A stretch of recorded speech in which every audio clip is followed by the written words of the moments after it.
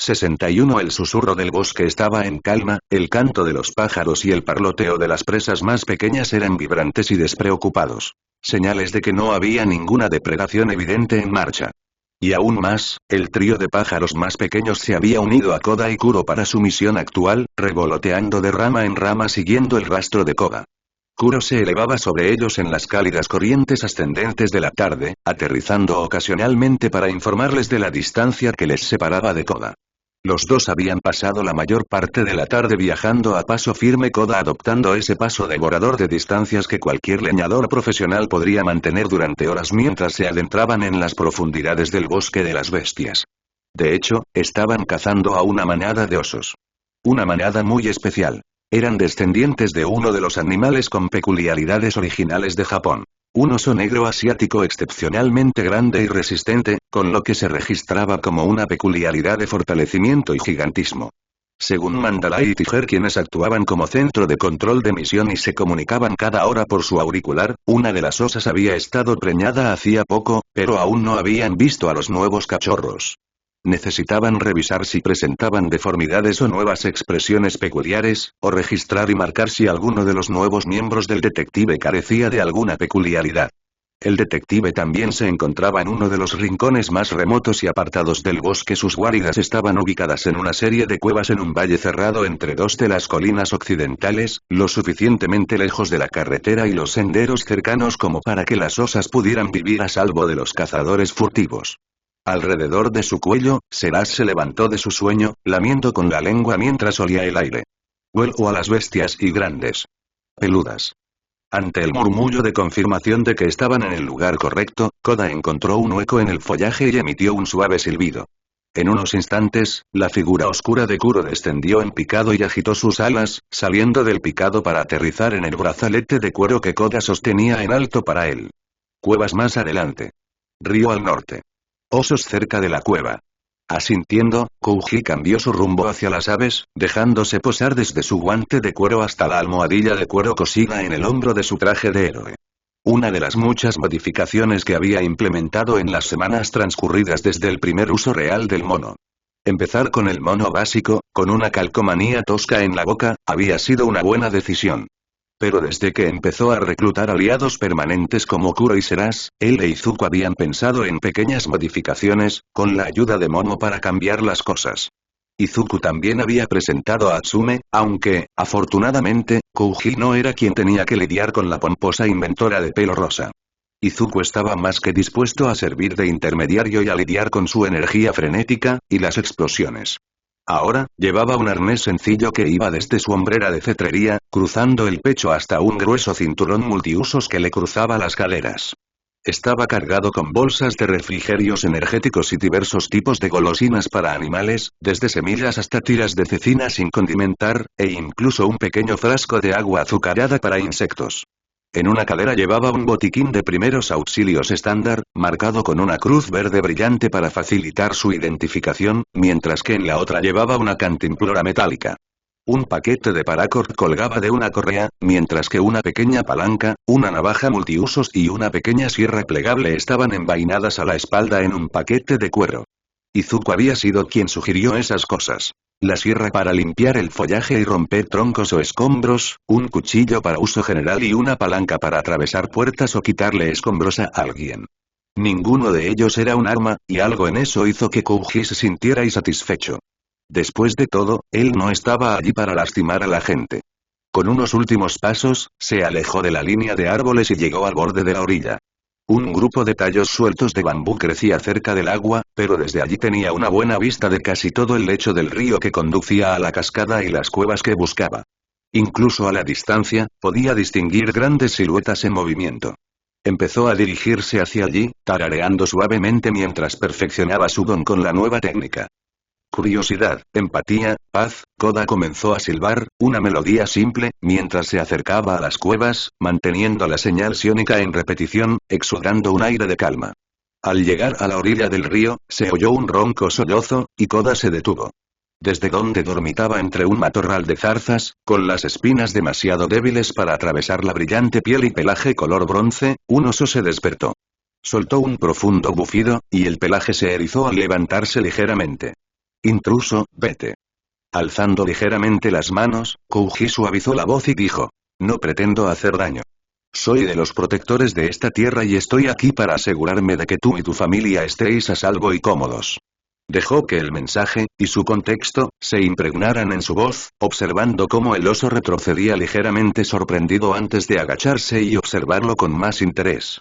Durante un largo instante, Kouji se quedó allí parado, dejando que el oso lo evaluara. Finalmente, el oso emitió un profundo bufido, saliendo de la espesura y acercándose al adolescente. El roce de las espinas sobre el pelaje bronce era el único signo de incomodidad. Joven guardián del bosque y me seguirás.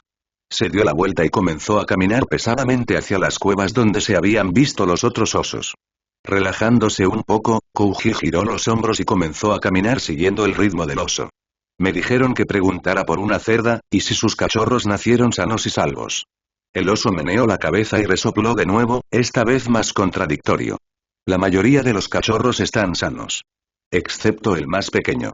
A Kouji no le gustó cómo sonaba eso. ¿El enano? El oso se erizó, su pelaje se sacudió y se hinchó. Ya verás. El resto del viaje transcurrió en silencio, solo los pasos pesados del oso y el roce del metal sobre la corteza al rozar los arbustos que marcaban el paso de los grandes animales. Kouji mantuvo una distancia prudencial, moviéndose tras el oso.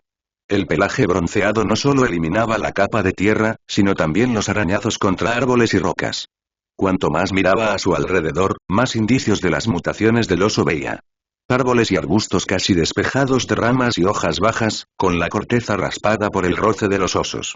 Al salir de la pequeña arboleda, Kouji observó al resto de los detectives que recorrían las colinas más bajas de la montaña, muchos de ellos apilados sobre las rocas que salpicaban la ladera, y las oscuras entradas a la red de cuevas más arriba, enclavadas en la pared del acantilado. Incluso desde la distancia, su coloración mostraba cómo los siglos de evolución de peculiaridades los habían transformado. La mayoría de los osos que pudo distinguir tenían tonos cobrizos y lacados en su pelaje, con el brillo opaco del metal mate reflejando la luz, pero su fisiología era bastante estándar para el oso negro asiático. Los más interesantes eran los osos más grandes, claramente más mutados. Estos generalmente tenían tonos de hierro o acero, algunos incluso mostraban leves signos de decoloración oxidada, y casi el doble de altura y anchura de hombros que sus primos. Había sido informado sobre el detective y el entendimiento común era que, para manipular pieles hechas de metales más densos, los osos de piel de hierro naturalmente crecían más y eran más fuertes, pero también eran más lentos. Mientras lo conducían a la entrada de una cueva, el oso que seguía emitió un áspero bufido. Quédate. Asintiendo, Kouji se arrodilló y sacó su cantimplora para beber un sorbo de agua mientras esperaba. Durante varios minutos, se quedó solo. El resto de los detectives que deambulaban por allí lo miraron de reojo, pero se mantuvieron alejados. Pronto, oyó el roce del metal contra la piedra y miró hacia la entrada de la cueva. Liderados por el oso de bronce, un pequeño grupo de cachorros, 3 en total, se revolcaban y gateaban uno sobre el otro, exhibiendo tonos metálicos de plata brillante y cobre. Se revolcaron y se movieron, antes de moverse para inspeccionar, olfateando alrededor de Koba. Sus voces iónicas eran confusas y aún no formadas, señal de lo jóvenes que eran en realidad. Menos intención o dirección concreta, y más deseos y necesidades fragmentados que se arremolinaban en una maraña. Estos son los sanos. El oso de bronce se giró y la madre de los cachorros empezó a acercarse a la luz. Tiene al más pequeño y la madre era, con diferencia, una de las osas más grandes. Pelaje y garras de acero color plomo, y un hombro que la hacía casi una cabeza más alta que él. Y colgando de su boca, desaliñado casi como un gato, había un cachorro negro. Su pelaje ni siquiera tenía el brillo del metal, y era casi la mitad más pequeño que sus hermanos. Pero incluso con el metal faltante, cuando la mente de Koda se extendió, pudo sentirlo. El rum tenía una firma psiónica y entonces. Izuku exhaló brevemente, sacudiendo la mano mientras dejaba caer el conjunto de rayos Q, cuyo peso colgaba de la correa del hombro. Una materia verde, negra y brillante goteaba del cadáver de lo que había sido otro telépata, pero sin ningún secuaz que lo cubriera, solo le había llevado un instante controlarlo. Con un giro cuidadoso, Izuku metió la mano y desconectó las celdas de energía agotadas. El conjunto de contenedores orbiculares se deslizó con un siseo, antes de deslizar el último trozo a su lugar. Giró una válvula para asegurarse de que estuviera bien asegurada, la giró y la colgó de nuevo de su espalda. Al pasar por el pasillo salpicado de sangre, miró hacia abajo y pateó un trozo de carne brillante a un lado. Había un grupo sorprendentemente grande de tifones en su camino, posiblemente el mismo grupo que había obligado a Danielle a volar su esclusa de aire y salir al exterior de la estación. Izuku esperaba que pudiera llegar bien al vestíbulo. Iría allí a continuación, si todo salía bien. Pero por ahora, Izuku tenía que encontrar esa bóveda de datos, ahora. Ciudad de Esua se oyó el ruido sordo de las armas. Momo giró su bastón a su alrededor justo cuando una enorme pinza de cangrejo se cerró a centímetros de ella. El entrenamiento llevaba casi media hora en marcha, y Tamaki la guiaba en sus pasos mientras Fagum observaba desde la banda, gritándole palabras de aliento mientras masticaba un gran tazón de lo que parecían palomitas. Unas horas antes habían hecho una breve patrulla, y ahora los dos internos entrenaban para cerrar la mañana. Mientras ambos se separaban, Momo saltó hacia atrás para evitar un corte de seguimiento, incluso mientras balanceaba el extremo cubierto de su bastón hacia arriba y sobre una mano. Un estallido de luz y energía llenó su mano vacía cuando lo balanceó hacia arriba. Polvos brillantes reaccionaron entre sus dedos. Brillo que representaría un ataque más peligroso en una pelea real. Una concha de almeja lo golpeó, el aire y la presión lo enviaron hacia un lado mientras la pinza del cangrejo se lanzaba hacia adelante, atrapando el bastón de Momo cuando ella lo balanceó hacia atrás para bloquearlo. Con una sola mano y fuera de equilibrio, no pudo detenerlo cuando la garra se cerró de golpe y arrugó su bastón en el centro. Dando un paso atrás y tirando, arrancó el bastón y liberó la mitad, girando mientras se agachaba bajo el golpe de la almeja, antes de golpear para desviar el siguiente chasquido de la garra, haciendo una mueca de dolor al perder el control del bastón acortado.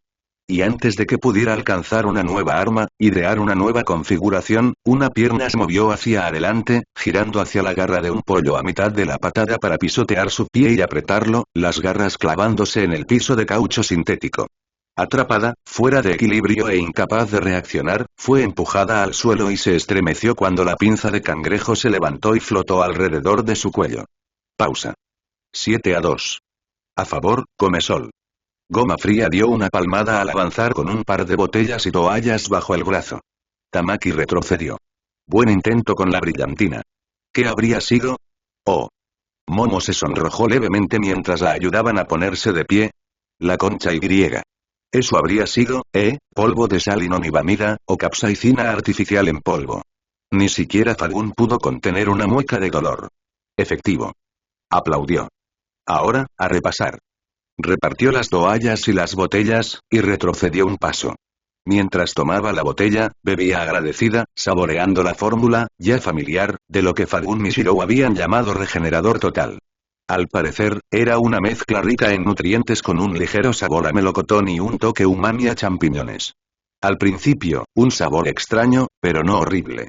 La toalla también le vino bien, pues la ayudó a secarse el sudor de su traje, que siempre había considerado ligero, ahora le apretaba demasiado, le daba calor y le impedía respirar.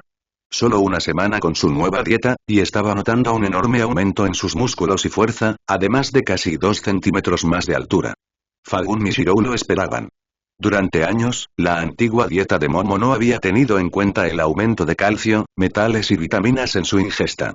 Incluso ahora, Momo no podía evitar la vergüenza que le hervía en el pecho cada vez que pensaba en lo atrasada que parecía estar.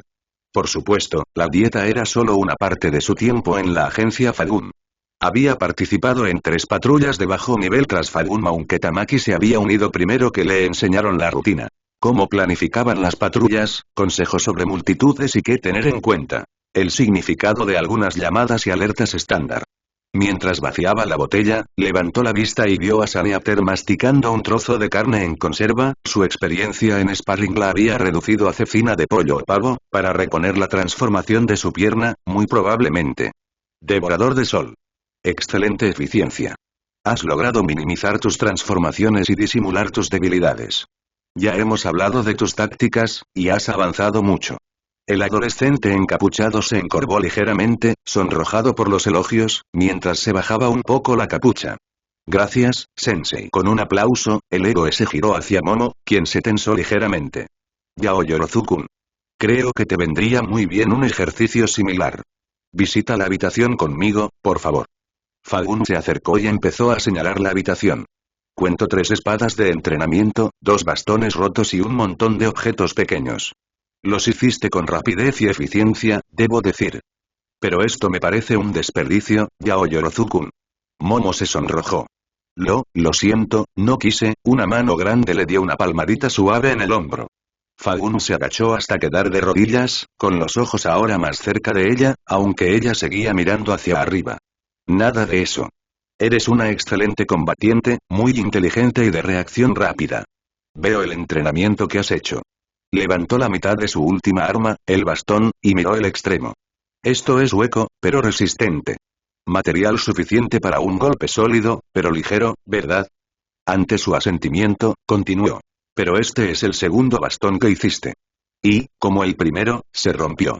Momo asintió, haciendo una mueca al recordar cómo la primera se había retorcido hasta quedar hecha pedazos al bloquear la patada de la pata de un caballo cuando creyó tener la oportunidad de tomar a Amaki por detrás. Sí, y tus espadas. ¿Se rompieron o se rompieron también? Un testimonio de la fuerza de Amaki-kun.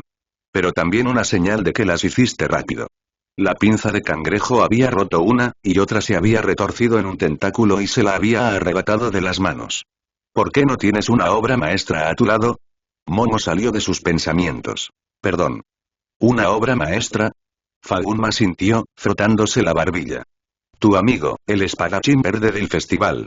Cuando luchaste, usó una sola arma monstruosa, ¿verdad? Pero destrozó espada tras espada. Aplastó todo lo que creaste. Con una mueca, Momo lo recordó. La losa de 1 metro de largo, envuelta en un acolchado que ocultaba una segunda espada debajo. ¿Por qué no se rompió? Era una construcción bastante sólida, sensei.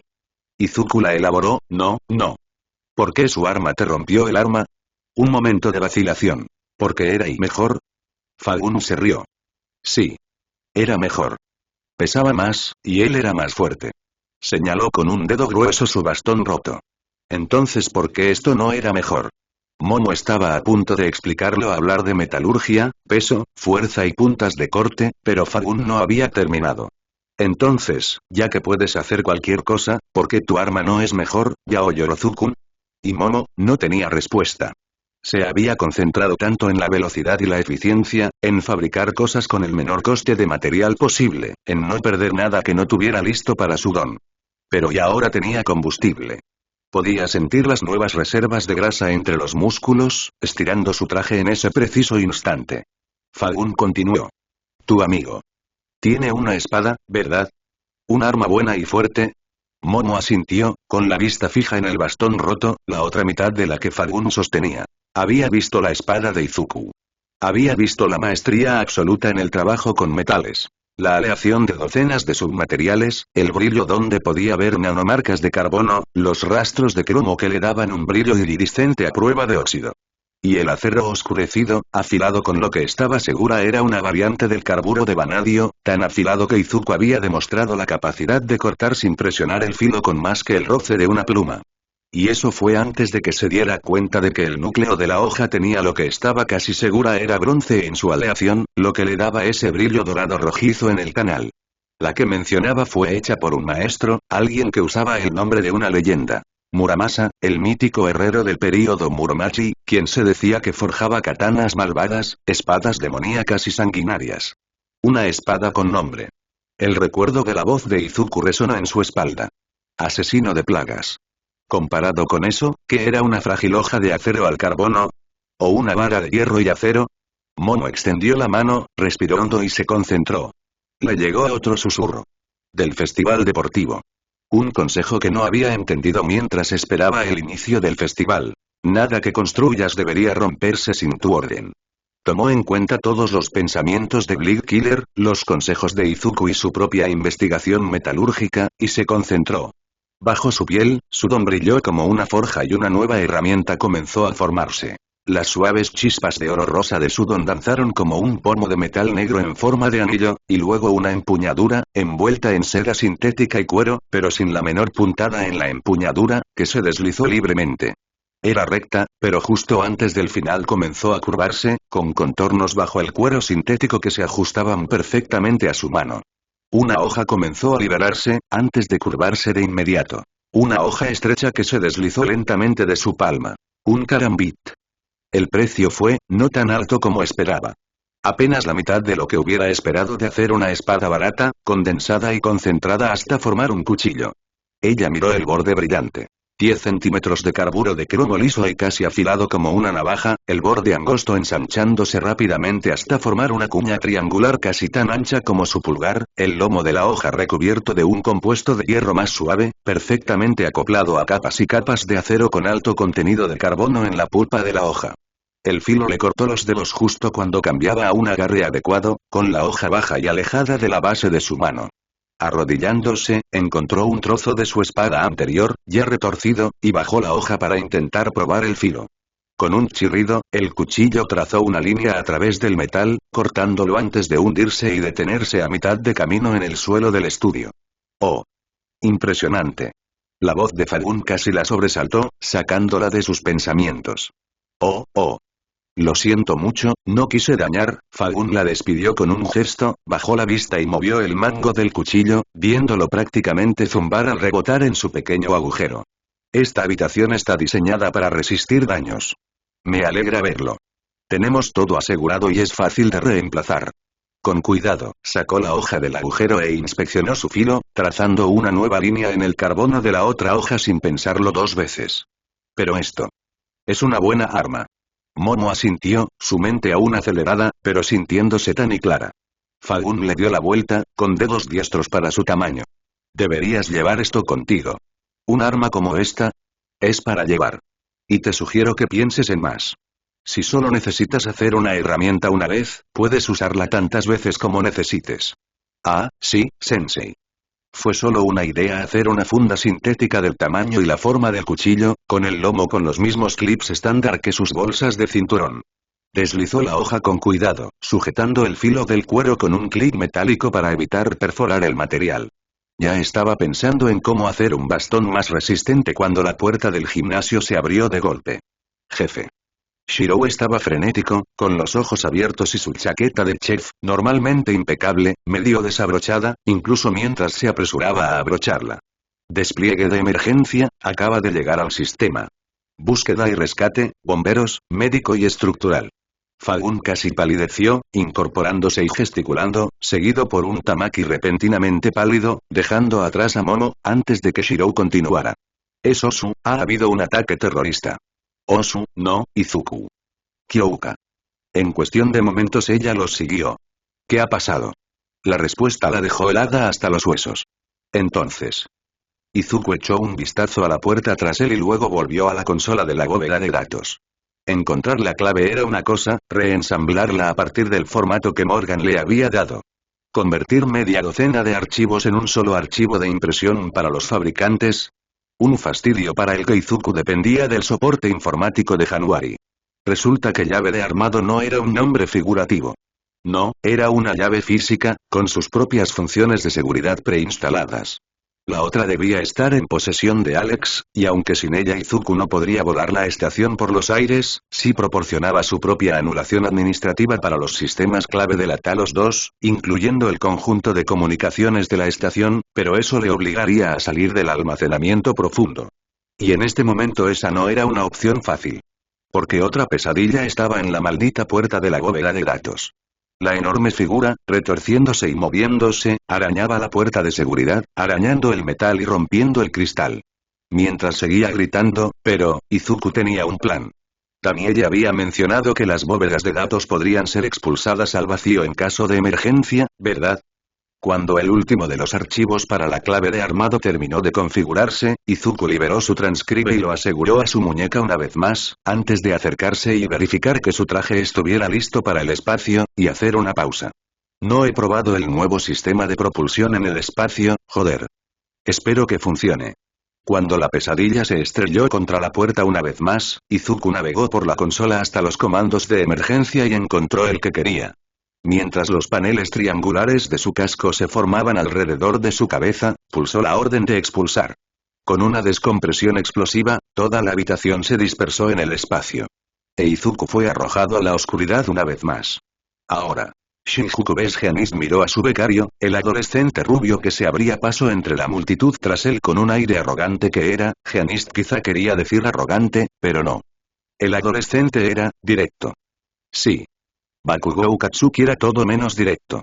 Tenía que admitir que el adolescente había sido una sorpresa desde su llegada a las oficinas de la agencia Gianist, a las afueras de Shinjuku.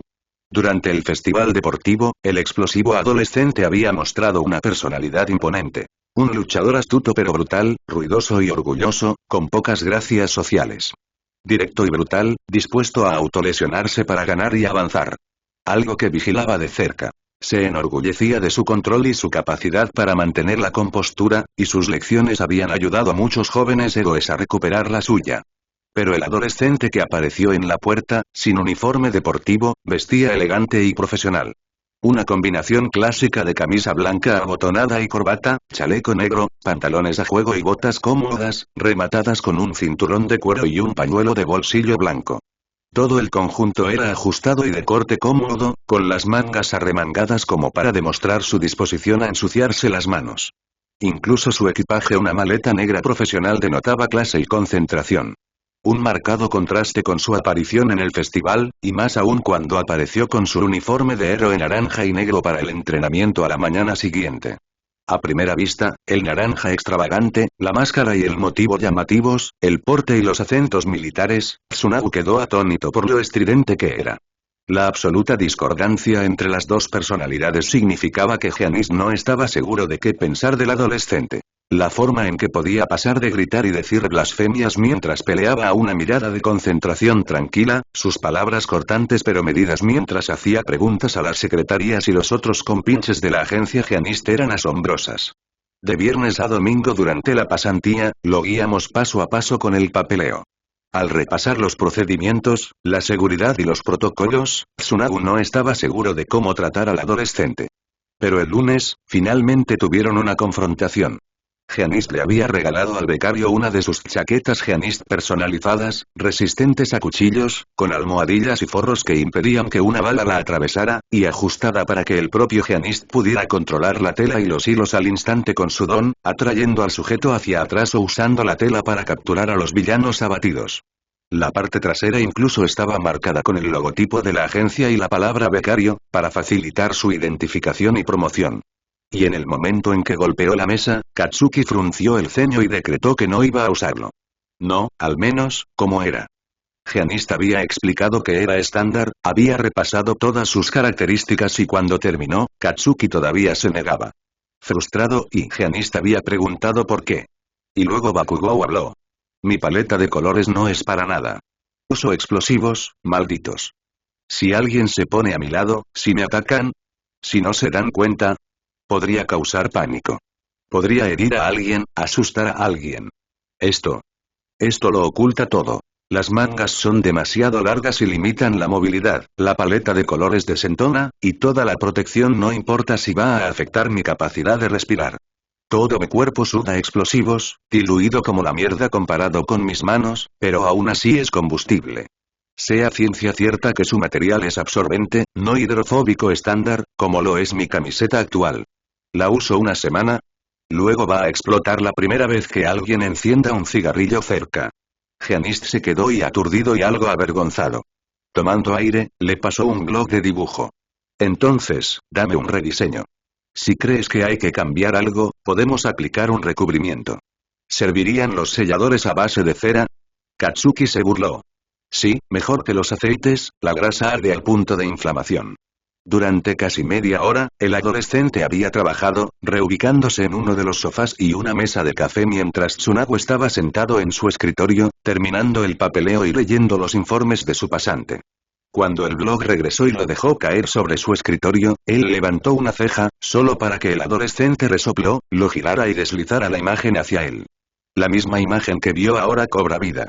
La mezclilla teñida de negro colgaba suelta y larga, extendiéndose desde el hombro hasta la rodilla, con pesadas costuras naranjas de emergencia en los bordes que captaban la luz al moverse, y un brillo mate de un tratamiento de cera impedía que el material fuera negro verdadero. En los hombros, gruesos puños y almohadillas naranjas dieron paso a su bíceps desnudo, brazaletes tachonados y guantes acolchados, con las palmas y las tachuelas de un rojo vibrante con detalles negros. Los guanteletes con forma de granada se habían quedado atrás, el adolescente admitió que necesitaban un rediseño antes del uso en el campo, pero los estaba usando para descargar el exceso de sudor por ahora.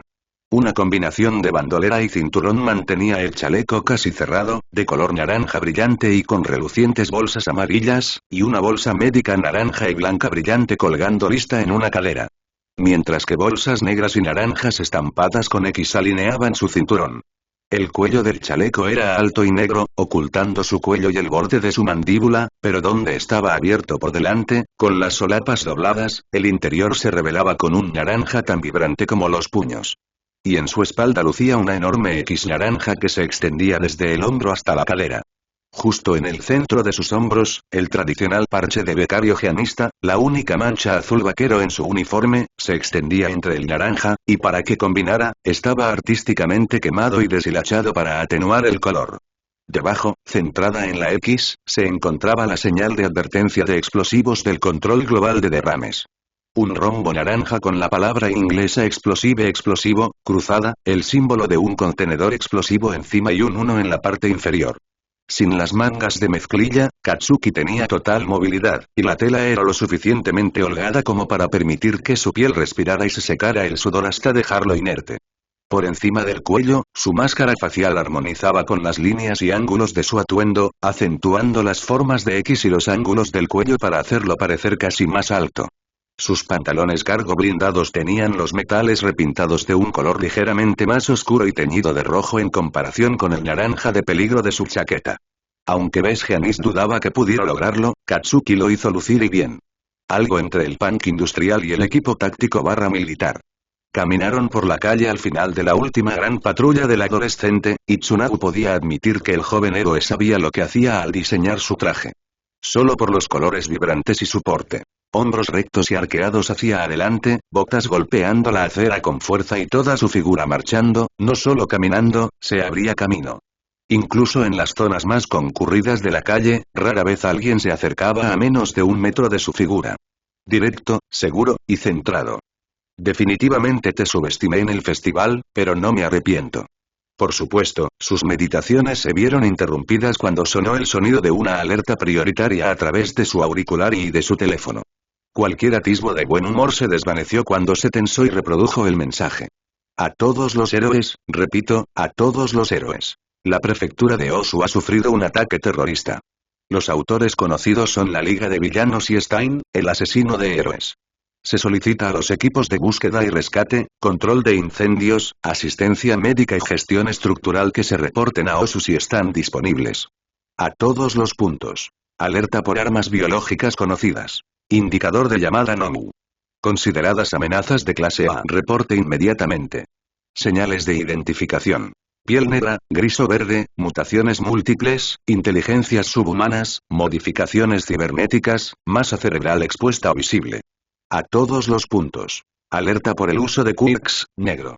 Señal de actividad del teletransportador de la Liga de Villanos.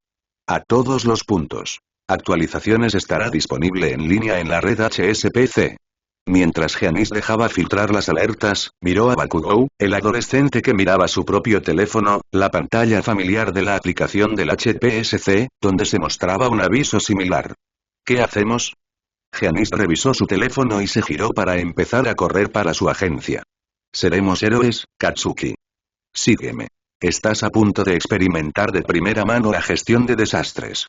Entonces. Por un instante, Izuku dio tundos, la ráfaga de descompresión lo arrancó del suelo y lo lanzó hacia afuera. Con un destello de sus propulsores, comenzó a reorientarse, alcanzando lentamente no del todo una parada, pero al menos una trayectoria estable, rodeando los límites del área. Tras él, en el vacío, los enormes anillos recubiertos de cobre del campo electromagnético protector de la estación giraban lentamente, una corriente artificial que arrastraba escombros y chatarra a su paso. Un destello de jets e Izuku se movieron más allá de la bóveda de datos que aún giraba antes de separarse y mirar a su alrededor. La última vez, solo había estado un rato afuera y había estado pegado a la pared la mayor parte del tiempo. Ahora, en una órbita más larga, Izuku buscaba lo que se le había escapado, y sus ojos se posaron en un transbordador espacial a la deriva que volaba en círculos hacia él. Era una variante del antiguo transbordador espacial estadounidense, elegante y blanco en la parte superior y negro en la parte inferior. Y estaba envuelto en hebras de coral dorado. Y allí, retorciéndose detrás de su ala, una visión que le hizo hervir la sangre, un tejedor. Ahora. Island, un saco pesado reforzado, colgado de gruesas cadenas, estaba colgado en el gimnasio mientras unas manos envueltas en cinta de boxeador golpeaban el suelo, parte de una rutina de ejercicios diseñada para llevar al usuario al límite. El sudor que goteaba de sus sienes era señal de que estaba funcionando. Poco menos de un año, poco más de 10 meses, y había cambiado muchísimo. Sus brazos eran músculos sólidos, líneas tensas bajo la piel que se flexionaban y ondulaban con cada golpe, haciendo que el saco se balanceara al hundir los nudillos en su superficie. Tenía los dedos callosos, las vendas de los nudillos teñidas de rojo, señales de que había cometido un desliz, de que las costras y los callos se habían desgarrado a pesar de sus mejores esfuerzos por equilibrar sus golpes. Nunca había sido precisamente delgada antes de empezar este régimen de ejercicios, pero ahora nunca había estado en mejor dieta. De pies a cabeza, estaba desarrollando definición muscular y perdiendo la complexión ligeramente robusta de un nerd, reemplazándola por músculos firmes y definidos. Cuando flexionaba, sus bíceps casi doblaban su tamaño, y eso fue antes de que se mirara al espejo y notara los abdominales. Aunque le dolían los hombros y los brazos, seguía intentándolo. Un contador en la pared, detrás de la bolsa, marcaba la diferencia con cada golpe sólido. Y tenían que ser golpes de verdad. Si no lo conseguía, si su peso no sacudía la bolsa y la hacía caer de golpe, el número no contaba. Ella estaba en 988. Faltan 12 más. Sintió la tentación de gritar y lanzarse, de invocar esa fuente de energía que anidaba bajo su piel, el don que nunca esperó, pero no era necesario. Se suponía que debía estar tranquila. Concentrada. Mantuvo el ritmo. El sólido golpe de sus puños mientras añadía números uno a uno. Con un golpe final, el número se completó. Con manos temblorosas, se apartó y agarró su botella, bebiendo un sorbo mientras se apoyaba contra el pequeño muro de contención entre su bolso y la fila de máquinas de ejercicios detrás de ella, bebiendo un sorbo lentamente mientras levantaba la mano y la ponía en su cuello, sintiendo que su pulso comenzaba a descender lentamente. Unos pasos atrajeron su atención y ella echó un vistazo para ver la figura baja y gruñona de su actual profesor. Con una capa amarilla sobre los hombros y apoyado en un bastón corto que más bien parecía una porra, iba Gran Torino. Amigo del séptimo usuario, maestro del octavo. Y ahora le estaba enseñando. Melissa Shiel, la novena usuaria de One for All. 43 minutos, y ni un atisbo de peculiaridad. No está mal mantener el control, chico. Melissa asintió, dejando escapar un suspiro de alivio. Gracias. Pero tengo los brazos destrozados. El viejo héroe resopló, golpeando el suelo con su bastón. Y si intentaras usar tu don, a los 5 minutos estarías con los brazos rotos. Melissa se recostó con un suspiro, temblando mientras comenzaba a desenrollarse lentamente las vendas. Sí. Lo sé. Quejándose de sus nietos insolentes, Gran Torino se acercó arrastrando los pies y agarró su mano una vez que le quitó el vendaje. Sus manos fuertes pero suaves giraban sus manos de un lado a otro, tirando suavemente de sus músculos y flexionándolas mientras miraba las costras agrietadas. Al menos no te has roto los dedos. Aunque esa tontería del robot de combate estuvo cerca. Melissa hizo una mueca ante eso. Había intentado entrenar a uno de los robots de entrenamiento de las islas primero sin considerar la diferencia entre manos y blindaje reforzado con acero. Especialmente cuando no pudo mantener estable el Kirk de Olmig por más de un minuto antes de que aumentara y casi destrozara sus músculos o huesos, o perdiera su fuerza y golpeara algo desprotegido por la energía reforzada del Kirk. Ella tuvo una idea para eso. Una especie de y una serie de reguladores, que le permitieran concentrarse solamente en impulsar la energía hacia afuera y activarla. Cuando ella se lo explicó, la abuela se negó a siquiera considerar usar una muleta, como él la llamaba. Si no podía controlar su poder, entonces no estaba lista para el campo. Así que allí estaba, un jueves a última hora, mientras Island pasaba por algún lugar del Pacífico Sur, trabajando en su forma y resistencia. Siguiendo la idea de que cuanto mejor controle, mejor podrá manejar las reacciones y fluctuaciones de su don. Solo que, como Gran Torino era una sádica, tenía que hacer todos los ejercicios al máximo. Y hazlo sin peculiaridades. Bien. La abuela bajó la mano y se acercó al saco de boxeo, golpeando el panel de control a un lado. La pantalla reemplazó el contador con una medición de fuerza. Carga y golpéalo. De pie, Melissa asintió y sacudió los brazos antes de adoptar su postura.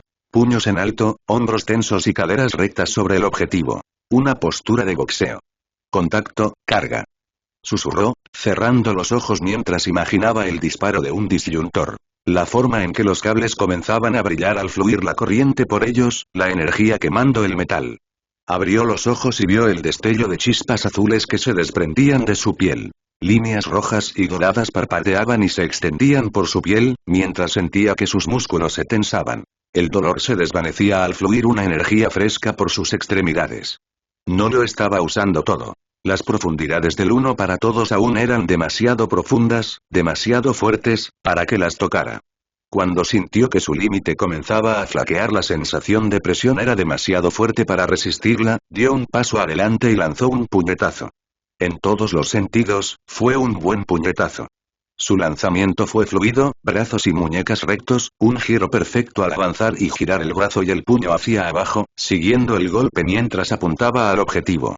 Con una onda, el aire pasó rápidamente. La bolsa se soltó de su amarre, estrellándose contra la pared justo cuando la mitad trasera de las telas reforzadas se partía. Rodamientos de bolas de metal y arena pintaron la pared con un resplandor bronceado y plateado. Pero eso no fue nada comparado con el dolor que subía por el brazo de Melissa, con la mano y el brazo rojos hasta el codo y de un morado más profundo alrededor de donde los nudillos habían hecho contacto, dislocándose por la fuerza. Mientras se hundía de rodillas, agarrándose las manos mientras Torino se arrodillaba para ayudarla, vio los números sobre la bolsa parpadear, los dígitos ascendían, a través de las lágrimas. Finalmente disminuyó la velocidad y ella hizo los cálculos. Apenas un tercio del poder actual del tío Olmig, y aún así me destroza. Mientras cerraba los ojos, extendió la mano y dejó que Torino reubicara suavemente su dedo, preparándolo y luego siseando ante el dolor familiar. Fue una mejora, ella lo sabía y podía hacer los cálculos y ver sus mejoras. Tenía gráficos y registros que mostraban cada paso, cada variable que pudiera desear, marcada y predicha para los próximos 5 años de desarrollo. No parecía suficiente. Todavía no. Ni de lejos, pero no sabía qué más hacer. ¿Cómo puede alguien estar a la altura de un legado como One for All? Entonces. Izuku ni siquiera dudó, no podía. La mezcla de ira y desdén lo obligó a actuar. Una patada y una llamarada de propulsores lo lanzaron a planear en una intercepción, cortando la corriente electromagnética. Una mano se echó hacia atrás, desenganchó la escopeta y la giró para usarla, mientras comenzaba a girar, describiendo una lenta espiral hacia la lanzadera abandonada, y la Weaver. Y entonces, mientras se acercaba, encendió los propulsores. El destello de sus propulsores lo impulsó a trazar un arco rápido, como si patinara sobre hielo, mientras se acercaba. Se inclinó hacia abajo, girando sus piernas hacia adelante incluso mientras cortaba sus propulsores, solo el propulsor en su espalda mantuvo su arco antes de cortarse también. Por un largo y silencioso momento estuvo a la deriva, el coral y la lanzadera a la deriva pasaban velozmente junto a él, antes de que con un movimiento sus botas se dispararan, reduciendo su impulso y enviándolo a engancharse, rodeando la lanzadera y sorprendiendo al Weaver. La criatura ni siquiera estaba mirando hacia él, la masa retorcida de coral dorado y los tentáculos estaban concentrados en tratar la masa de coral que envolvía la lanzadera. Eso solo significaba que su primer golpe fue completamente inesperado, solo para destrozar el brillante escudo de coral que llevaba el tejedor. Maldita armadura, los disparos de escopeta, solo audibles por el retroceso contra su traje, lanzaron el hombro de Izuku hacia atrás, lo que lo obligó a girar para mantener el objetivo mientras ronda tras ronda desgarraban la armadura del Weaver, y luego su carne, solo para que su escritura silenciosa respondiera de la misma manera. Un enjambre de cistoides radiactivos que surgieron de su masa de coral, nadando a través del espacio en chorros de combustible radiactivo mientras perseguían a Izuku. Con el ceño fruncido, el adolescente se giró, su mano izquierda se encendió con una ráfaga de chorro mientras se deslizaba hacia la derecha, en un movimiento circular, siguiendo el enjambre antes de estar en un curso de intercepción con el tejedor, su escopeta despejó el último enjambre de cistoides mientras se agrupaban para girar antes de que un giro y un destello de los propulsores lo enviaran girando, solo para estrellar su bota contra el tifón, ignorando cómo sus zarcillos se azotaban y golpeaban su traje sin ninguna palanca real, pero uniéndolos a los dos mientras Izuku descargaba el último de sus proyectiles, los dos chocando hacia atrás y hacia el ala del transbordador, antes de que Izuku pateara, la escopeta colgando ingrávida de su correa mientras Izuku levantaba su pistola y descargaba casi un cargador completo, el primero en evitar que un cistoide fresco se acercara, y el resto al retorcido desastre de tifón.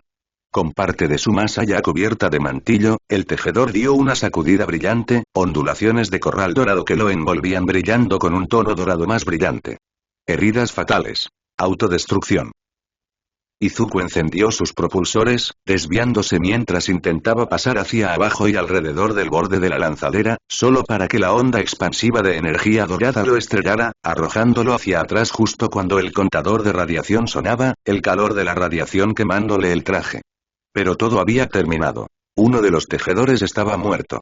Y por alguna razón, sabía que eso era importante. Ahora. Osukyouka se apretó el puente de la nariz para intentar calmar un dolor de cabeza punzante. La tarde que oscurecía fuera de la ventana del hospital solo hacía que las luces de la máquina expendedora brillaran aún más, mientras golpeaba su selección con sus jotas.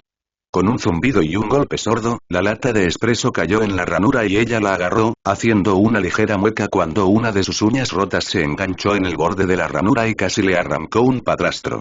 ¡Ay, joder! Kyouka no pudo evitar una mueca de dolor, a pesar de haber evitado lo peor del combate gracias al tiempo que dedicó a coordinarse con la policía y los servicios de rescate inmediatamente después. Tras despedir a Izuku en su vuelo, la transfirieron rápidamente del sistema de comunicación, reemplazada por un escuadrón completamente preparado del grupo de apoyo de Ryukyu que acudía para ayudar, así como por un equipo profesional de coordinación de rescate asignado a la agencia Endeavors, que trabajaba para llegar desde la prefectura de Tokio a toda velocidad. Les había proporcionado toda su información y les había dejado su número de comunicación por si alguien necesitaba su ayuda, antes de unirse a una ambulancia que se dirigía hacia el final del combate. Cuando apareció, todo estaba prácticamente acabado. Solo porque Izuku colaboró con algunos de los mejores profesionales del país para acabar con el masivo cestus. Por supuesto, entonces Izuku decidió medio desmayarse ante ella. Ella había viajado con él al hospital, o su general, y se aseguró de que lo llevaran, transmitiéndole que había solicitado que se le informara a Recovery Girl que probablemente estaba sufriendo agotamiento. Pero, cuando quedó claro que no podría ayudarlo a corto plazo, regresó para ayudar en la búsqueda y el rescate. Su peculiaridad la había incluido en la segunda oleada de búsqueda, limpiando los escombros del establo en busca de cualquier superviviente que se hubiera perdido o que estuviera atrapado fuera de su alcance. Había sacado a casi una docena de perros, la mitad de ellos gatos, y a casi 4 docenas de personas de entre los escombros en solo 1 hora y pico, antes de que un paramédico la obligara a regresar al hospital para que descansara. Ahora, de vuelta en el hospital, estaba cubierta de polvo y tenía las manos y los brazos doloridos, con las uñas agrietadas y las manos destrozadas a pesar de usar guantes de trabajo para limpiar los escombros.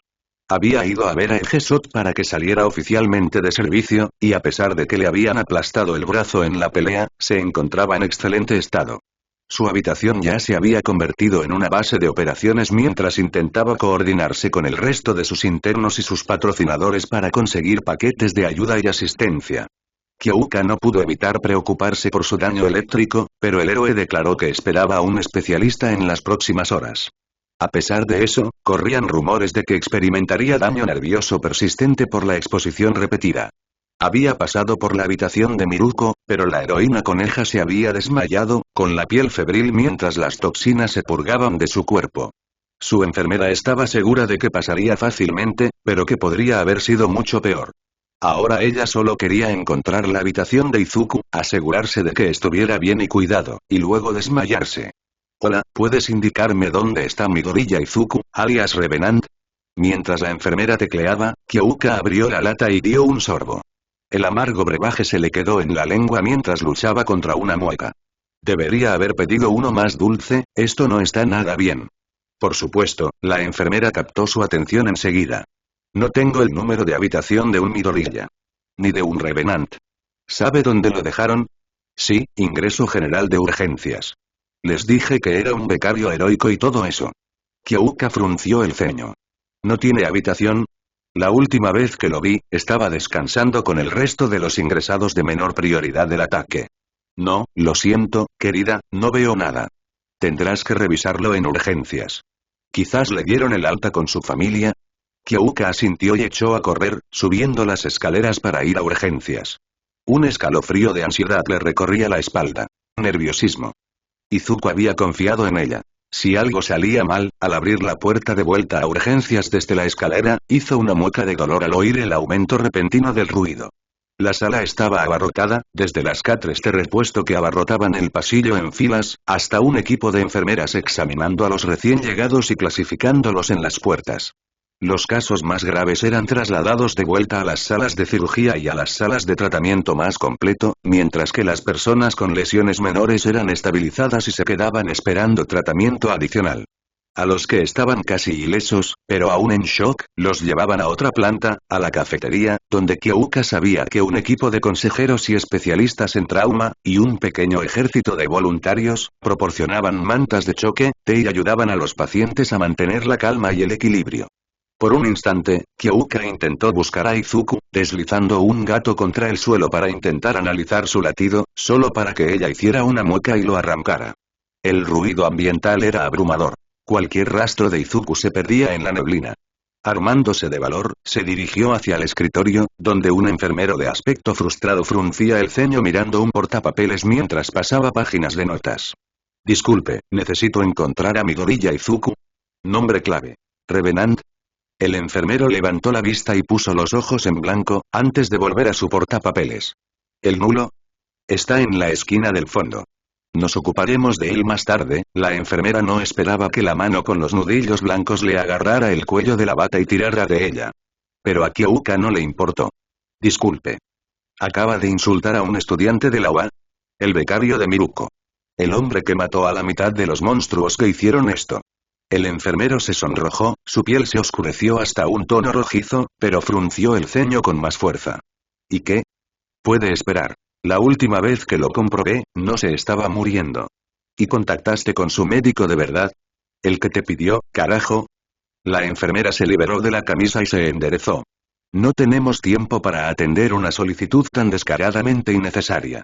Probablemente Recovery Girl esté ocupada con su propio triaje ahora mismo, apretando los dientes para evitar gritarle a una enfermera en público. Kyoka extendió la mano, arrancó el teléfono del escritorio y marcó el número de emergencia de la UA, el que había memorizado después del desastre que fue la USG.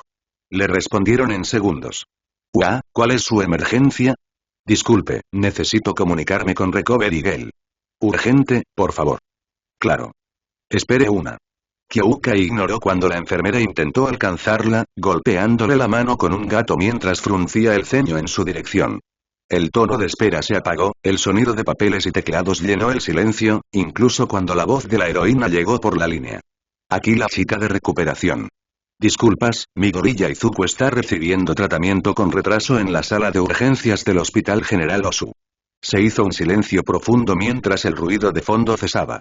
Estaré allí enseguida. ¿Quién le niega el tratamiento? Kyoka miró a la enfermera y leyó su placa. Una enfermera llamada K. Mayuri. Cuernos de carnero, cabello azul. La realidad de la situación parecía estar impactando al enfermero, quien palideció al tragar saliva y se retorció en silencio como si quisiera seguir agarrando el teléfono. ¿Me lo pasas? Kyoka le extendió el teléfono con una sonrisa tensa y definida. Quiere hablar contigo. La cara de Mayuri parecía casi leche en mal estado mientras comenzaba a tartamudear en el receptor, solo para recibir un tono firme que le dijera: cállate y escucha.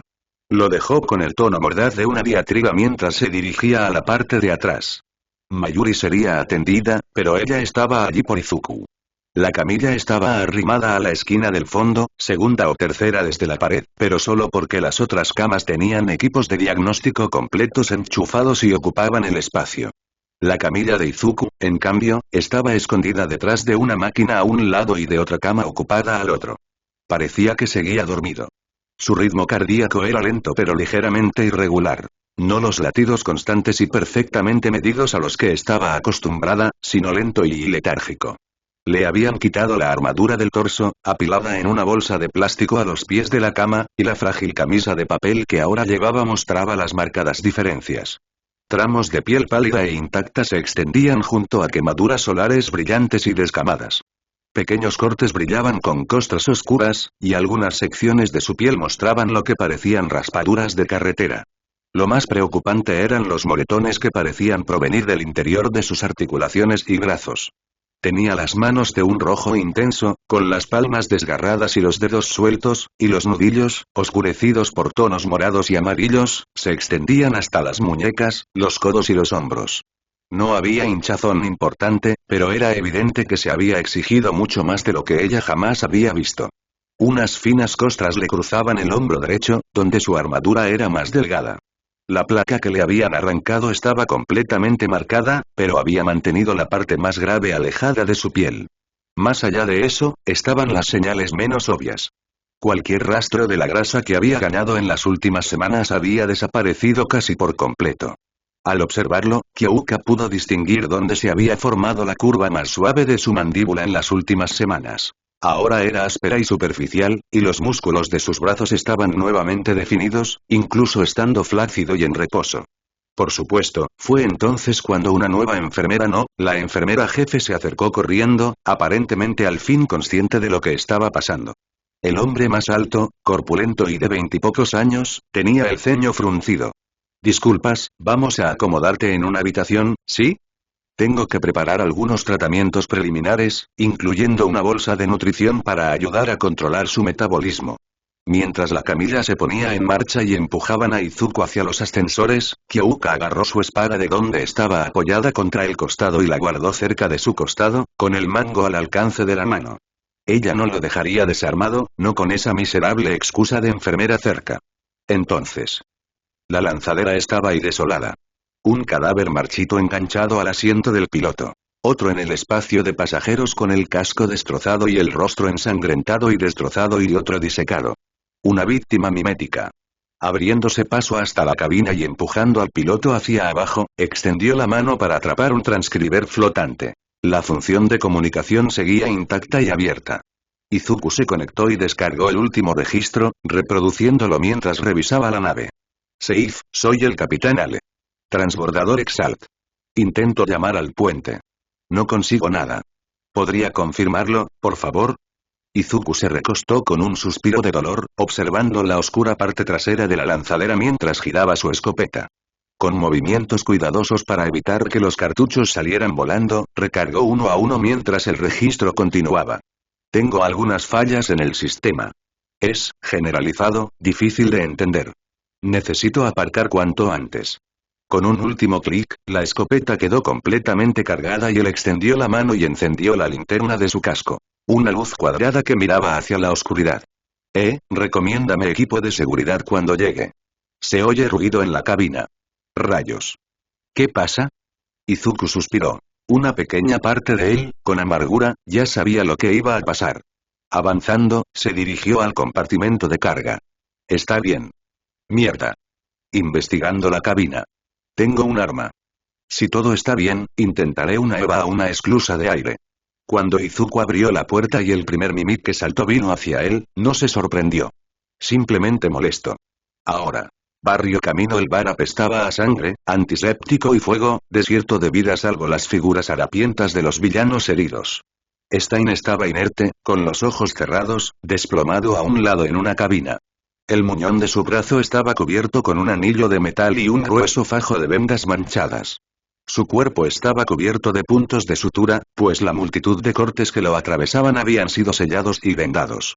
Incluso ahora, colgado del fondo de la cabina, una transfusión de sangre fluía lentamente por vía intravenosa hacia su brazo intacto, ayudándolo a recuperarse lentamente de la pérdida de sangre de la cirugía y de las heridas del día.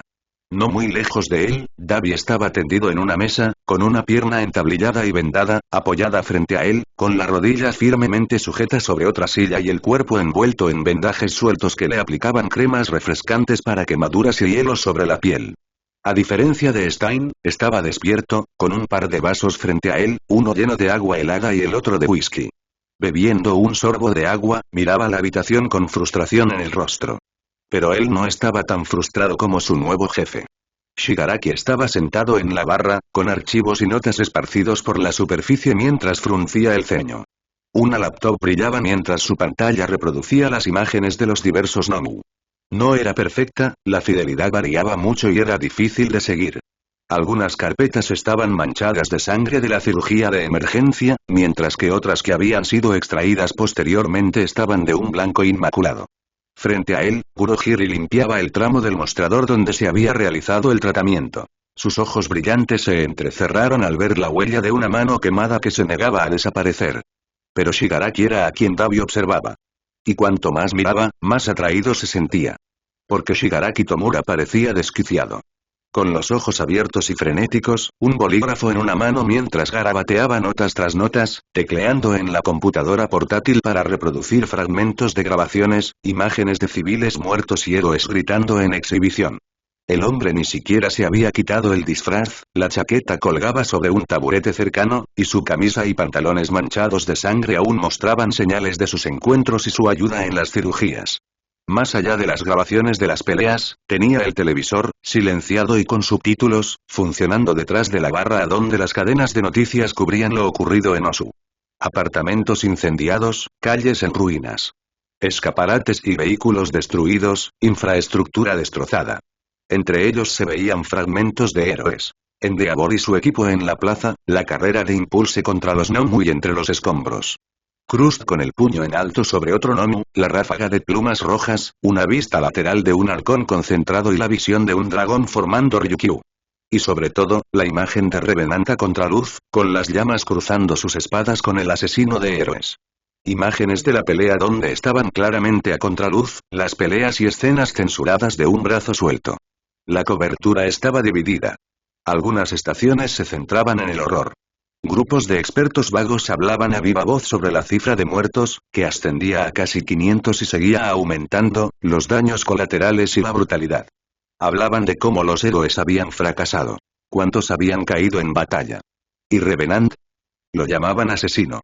Un arma que necesitaba ser regulada, controlada. Pero esa era solo una minoría ruidosa. Los demás hablaban de terrorismo. Sobre la liga. Sobre los peligros de lo que parecían ser verdaderos monstruos en el Nomu, la rapidez del ataque, que debía cambiarse. Cómo debían reaccionar los héroes.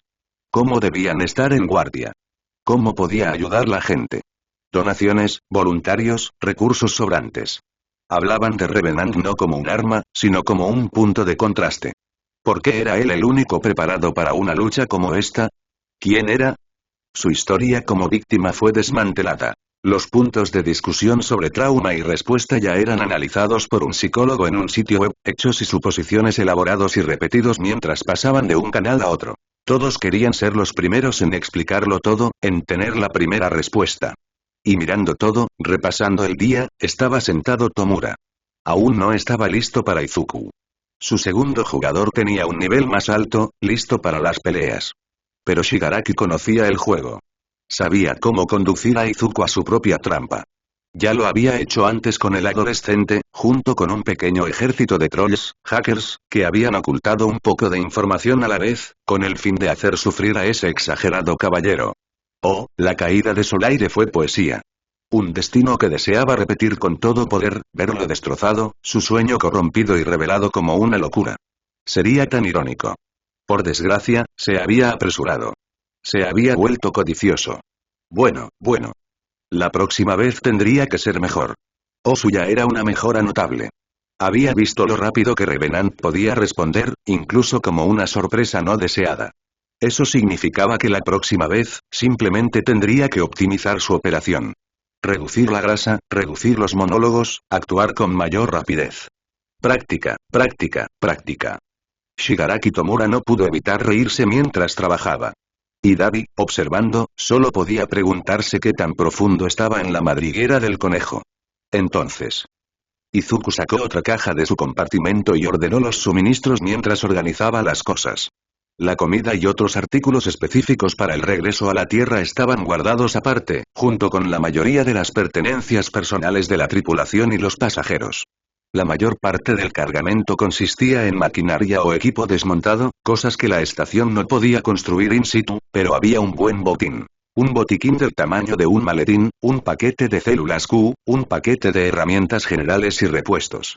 Cosas que siempre le faltaban, incluyendo un kit de reparación / reemplazo de traje de repuesto, lo cual era una ventaja, ya que el suyo presentaba bastantes daños.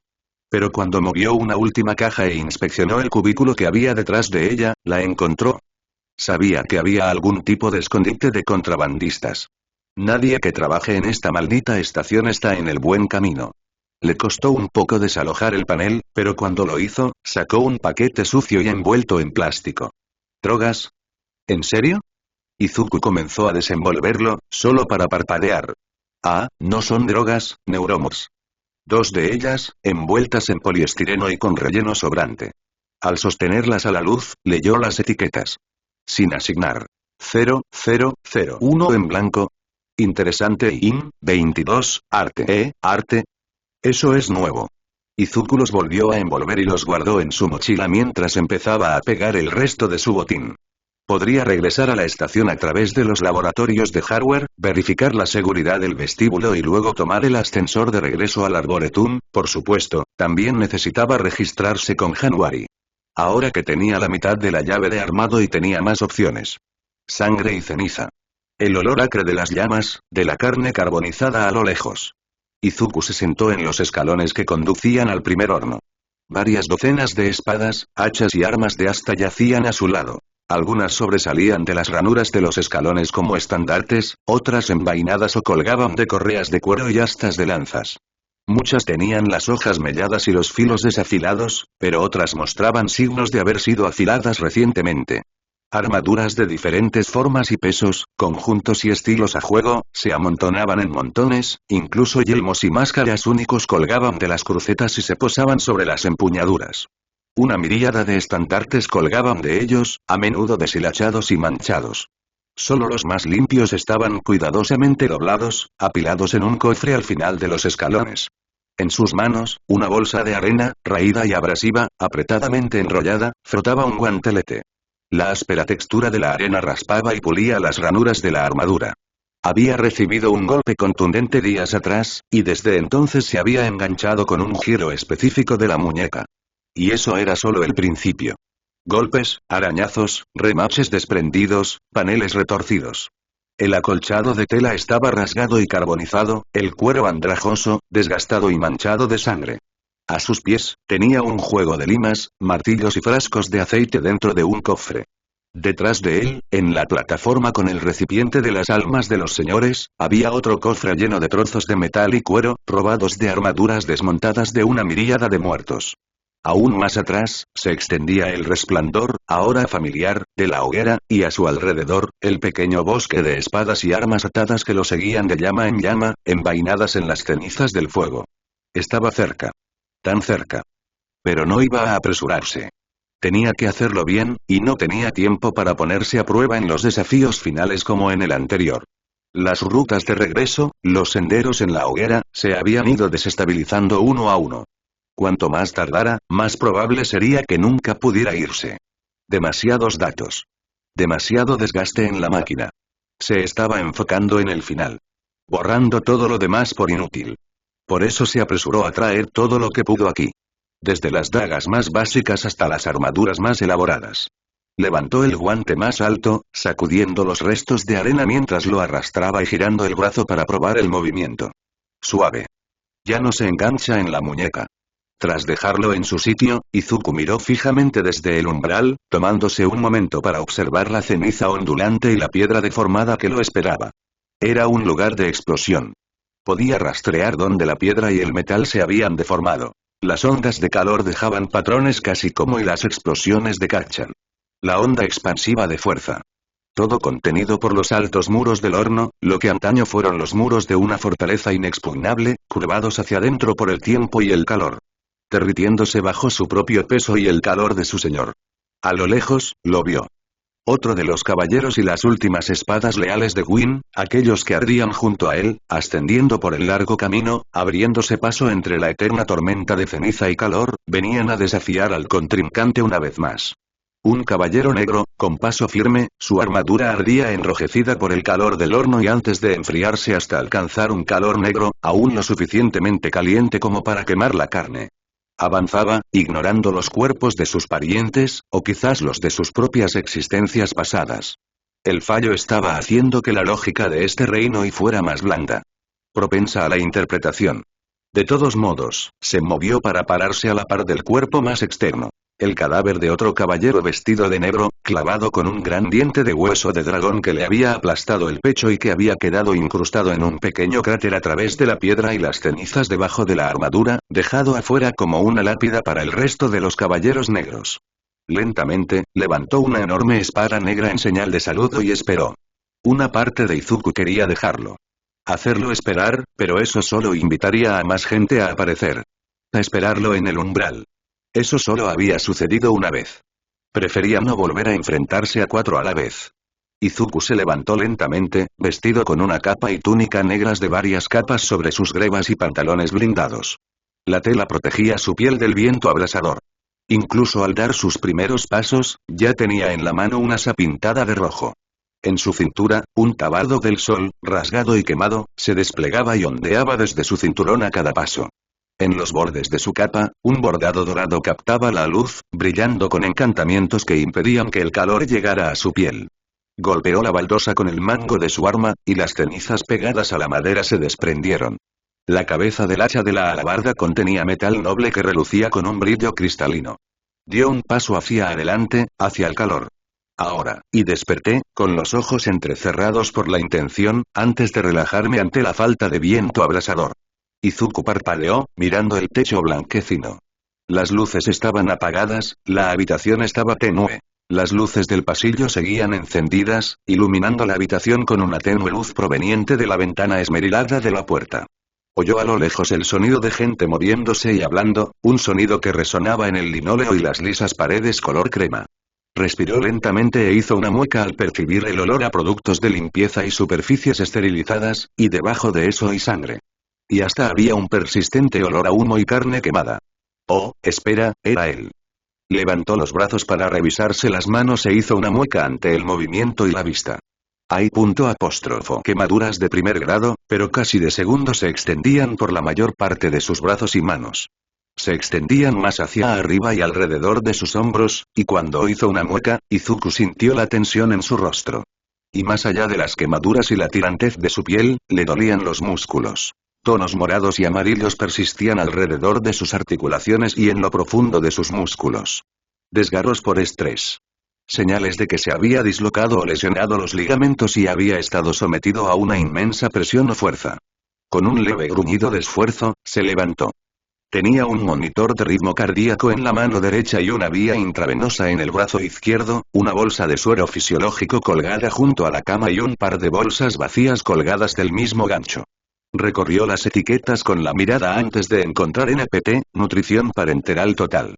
Mezclas de nutrientes intravenosos para reemplazar las comidas, algo que, considerando lo acelerado que estaba su metabolismo al momento de desmayarse, definitivamente necesitaba. Eso también explicaba por qué no le dolía tanto el estómago, pero tarde o temprano tendría que pasar por la cafetería. Al observar el resto de la habitación, encontró la pila de armadura su peto, protectores de brazos, arneses y media falda, además de sus botas sobre una silla vacía. Aún llevaba puestos los pantalones de combate, por lo que sintió bajo la manta, y su espada yacía a su derecha, a su alcance. La habitación no era una suite individual, sino triple. Las otras 2 camas parecían casi desocupadas, o al menos sin asignar, considerando que la cama del fondo estaba vacía y ninguna tenía los papeles habituales ni dispositivos activados que avisan a un paciente. En la cama del medio, sin embargo, estaba Kyouka tumbada. Parecía agotada, incluso dormida. Tenía manchas negras pegadas en la cara, donde se había limpiado la ceniza y el humo. Su cabello estaba despeinado y la chaqueta colgada a los pies de la cama y las botas en el suelo aún estaba cubierta de ceniza y carbón, además de las conocidas manchas oscuras de sangre. Al observarla, pudo ver las vendas en sus manos y los brazos. Nada grave, pero signos de que había estado en el caos. Estaba despatarrada torpemente, con las piernas aún separadas del borde de la cama, como si el agotamiento la hubiera alcanzado antes de estar lista. Probablemente así fuera, la adrenalina tenía su precio. Estaba y orgulloso. De su progreso. De lo que la había visto hacer el día anterior. Su competencia y determinación eran una buena señal. Volviendo a su cuerpo, Izuku comenzó a estirarse todo lo que pudo mientras estaba sentado, primero con movimientos sencillos. Apretaba y extendía los dedos, giraba las muñecas y las flexionaba a un lado, luego al otro, rotando los hombros. Dejó que su pulso se acelerara. Sintió cómo la sangre inundaba lentamente cada grupo muscular, uno a uno, para eliminar los restos de ácido láctico y traer sangre nueva y nutrientes para reparar el daño. No era visible, pero para cuando terminó, casi media hora después, el dolor había remitido y los primeros signos de quemaduras descamadas, donde sentía tirantez alrededor de las articulaciones, aparecían en su piel. Se escuchó un pitido y buscó su teléfono en sus bolsillos, viendo que la carcasa protectora estaba rota, una esquina arrugada, pero la pantalla y el teléfono en sí estaban a salvo. Deshizo la carcasa, deslizó el teléfono libre, lo abrió y marcó uno de varios códigos de desbloqueo de 10 dígitos. 644 debió de haber estado inconsciente por un tiempo, abrió su aplicación de Messenger y se estremeció ante la repentina ráfaga de notificaciones que comenzaron a actualizarse a medida que su teléfono se reconectaba a la red más amplia ahora que estaba desbloqueado, y comenzó a analizarlas. Varias eran sus propias notificaciones de monitoreo. Su nombre había aparecido en, parece que unos 30 artículos de noticias hasta ahora, y su nombre real había sido tendencia. 2 veces. Descartándolos hasta que pudiera responderlos con tranquilidad, abrió sus mensajes. Tenía 7 llamadas perdidas de su madre y más de 40 mensajes preguntando por información o cómo estaba. El último de ellos decía que la habían contactado y le aseguraron que Izuku estaba vivo y completo, y que la llamara cuando pudiera. Una llamada perdida y varios mensajes de Momo. Se había enterado de lo de Osu y venía con el equipo de relevo para pasar la noche, hacía 11 horas. Hubo algunas preguntas de seguimiento sobre si estaba bien, pero terminó con un mensaje diciendo que Kyouka la había contactado y le deseaba suerte, y que le respondiera cuando estuviera a salvo. Un mensaje pidiéndole que llamara cuando despertara de Miruko. Uno de Ida Ten ya le llamó la atención. Disculpa por meterte en tantos problemas, mi gorilla. Por favor, perdóname por mi arrogancia y mi imprudencia. Izuku no pudo evitar poner los ojos en blanco. Incluso ahora, Ida asumía toda la culpa. No era como si hubiera estado preparado ni planeando batirse a duelo con Stein con la ayuda de un héroe profesional de los 10 mejores. Espera. Imbécil autosacrificio. Había más. La mayoría eran de números desconocidos, y no le importaba averiguar quién intentaba contactarlo. Todavía no. ¿Y qué quería? Durante un largo momento Izuku permaneció sentado allí, reflexionando. Quería y alcohol. El ardor de los fuertes licores en la garganta, el cálido consuelo de un puro para distraer sus sentidos. Sentía una punzada de incomodidad, algo que rara vez soportaba por mucho tiempo. Estaba acostumbrado a que las pesadillas lo dejaran intacto, a despertar en la cama sintiéndose renovado, solo los ecos del infierno arrastrándose bajo su piel y esto era justo lo contrario. Los demonios estaban en silencio. La descarga de adrenalina y dopamina, aún presente en su sangre, los saciaba. Pero su cuerpo, su forma, dolía. Sin distracción, sin movimiento, era casi insoportable. Su sensible sistema nervioso, su afinado sentido del tacto, se estaba descontrolando. Era casi tan insoportable como quedarse vacío y no tan mal y poco comparado con eso. Necesito una ducha. Retirar la vía intravenosa de su vena y apretar la línea para detener el flujo del líquido fue un trabajo de un momento, la aguja se deslizó hacia afuera con apenas una gota de sangre para marcar su ausencia, y el monitor de frecuencia cardíaca se apagó y se separó con poco esfuerzo. Apartando las finas sábanas, se levantó lentamente y se estiró, dejando que su cuerpo se acostumbrara al cambio en el flujo sanguíneo tras horas acostado. Con pasos silenciosos, recorrió la habitación para reorganizar su equipo, dejando sus espadas y bolsas de herramientas a mano, antes de pasar junto a Kyouka y tomarse un momento para ponerla más cómoda. Primero, tiró de la sábana debajo de ella para que quedara completamente sobre la cama, antes de sacar una manta de donde la había dejado en su cama y arroparla con cuidado. Ella se movió un poco, un suave gemido de alivio llegó al volver a acomodarse, y él acomodó sus botas para que quedaran debajo de su chaqueta a los pies de la cama. Menos peligro de tropiezo.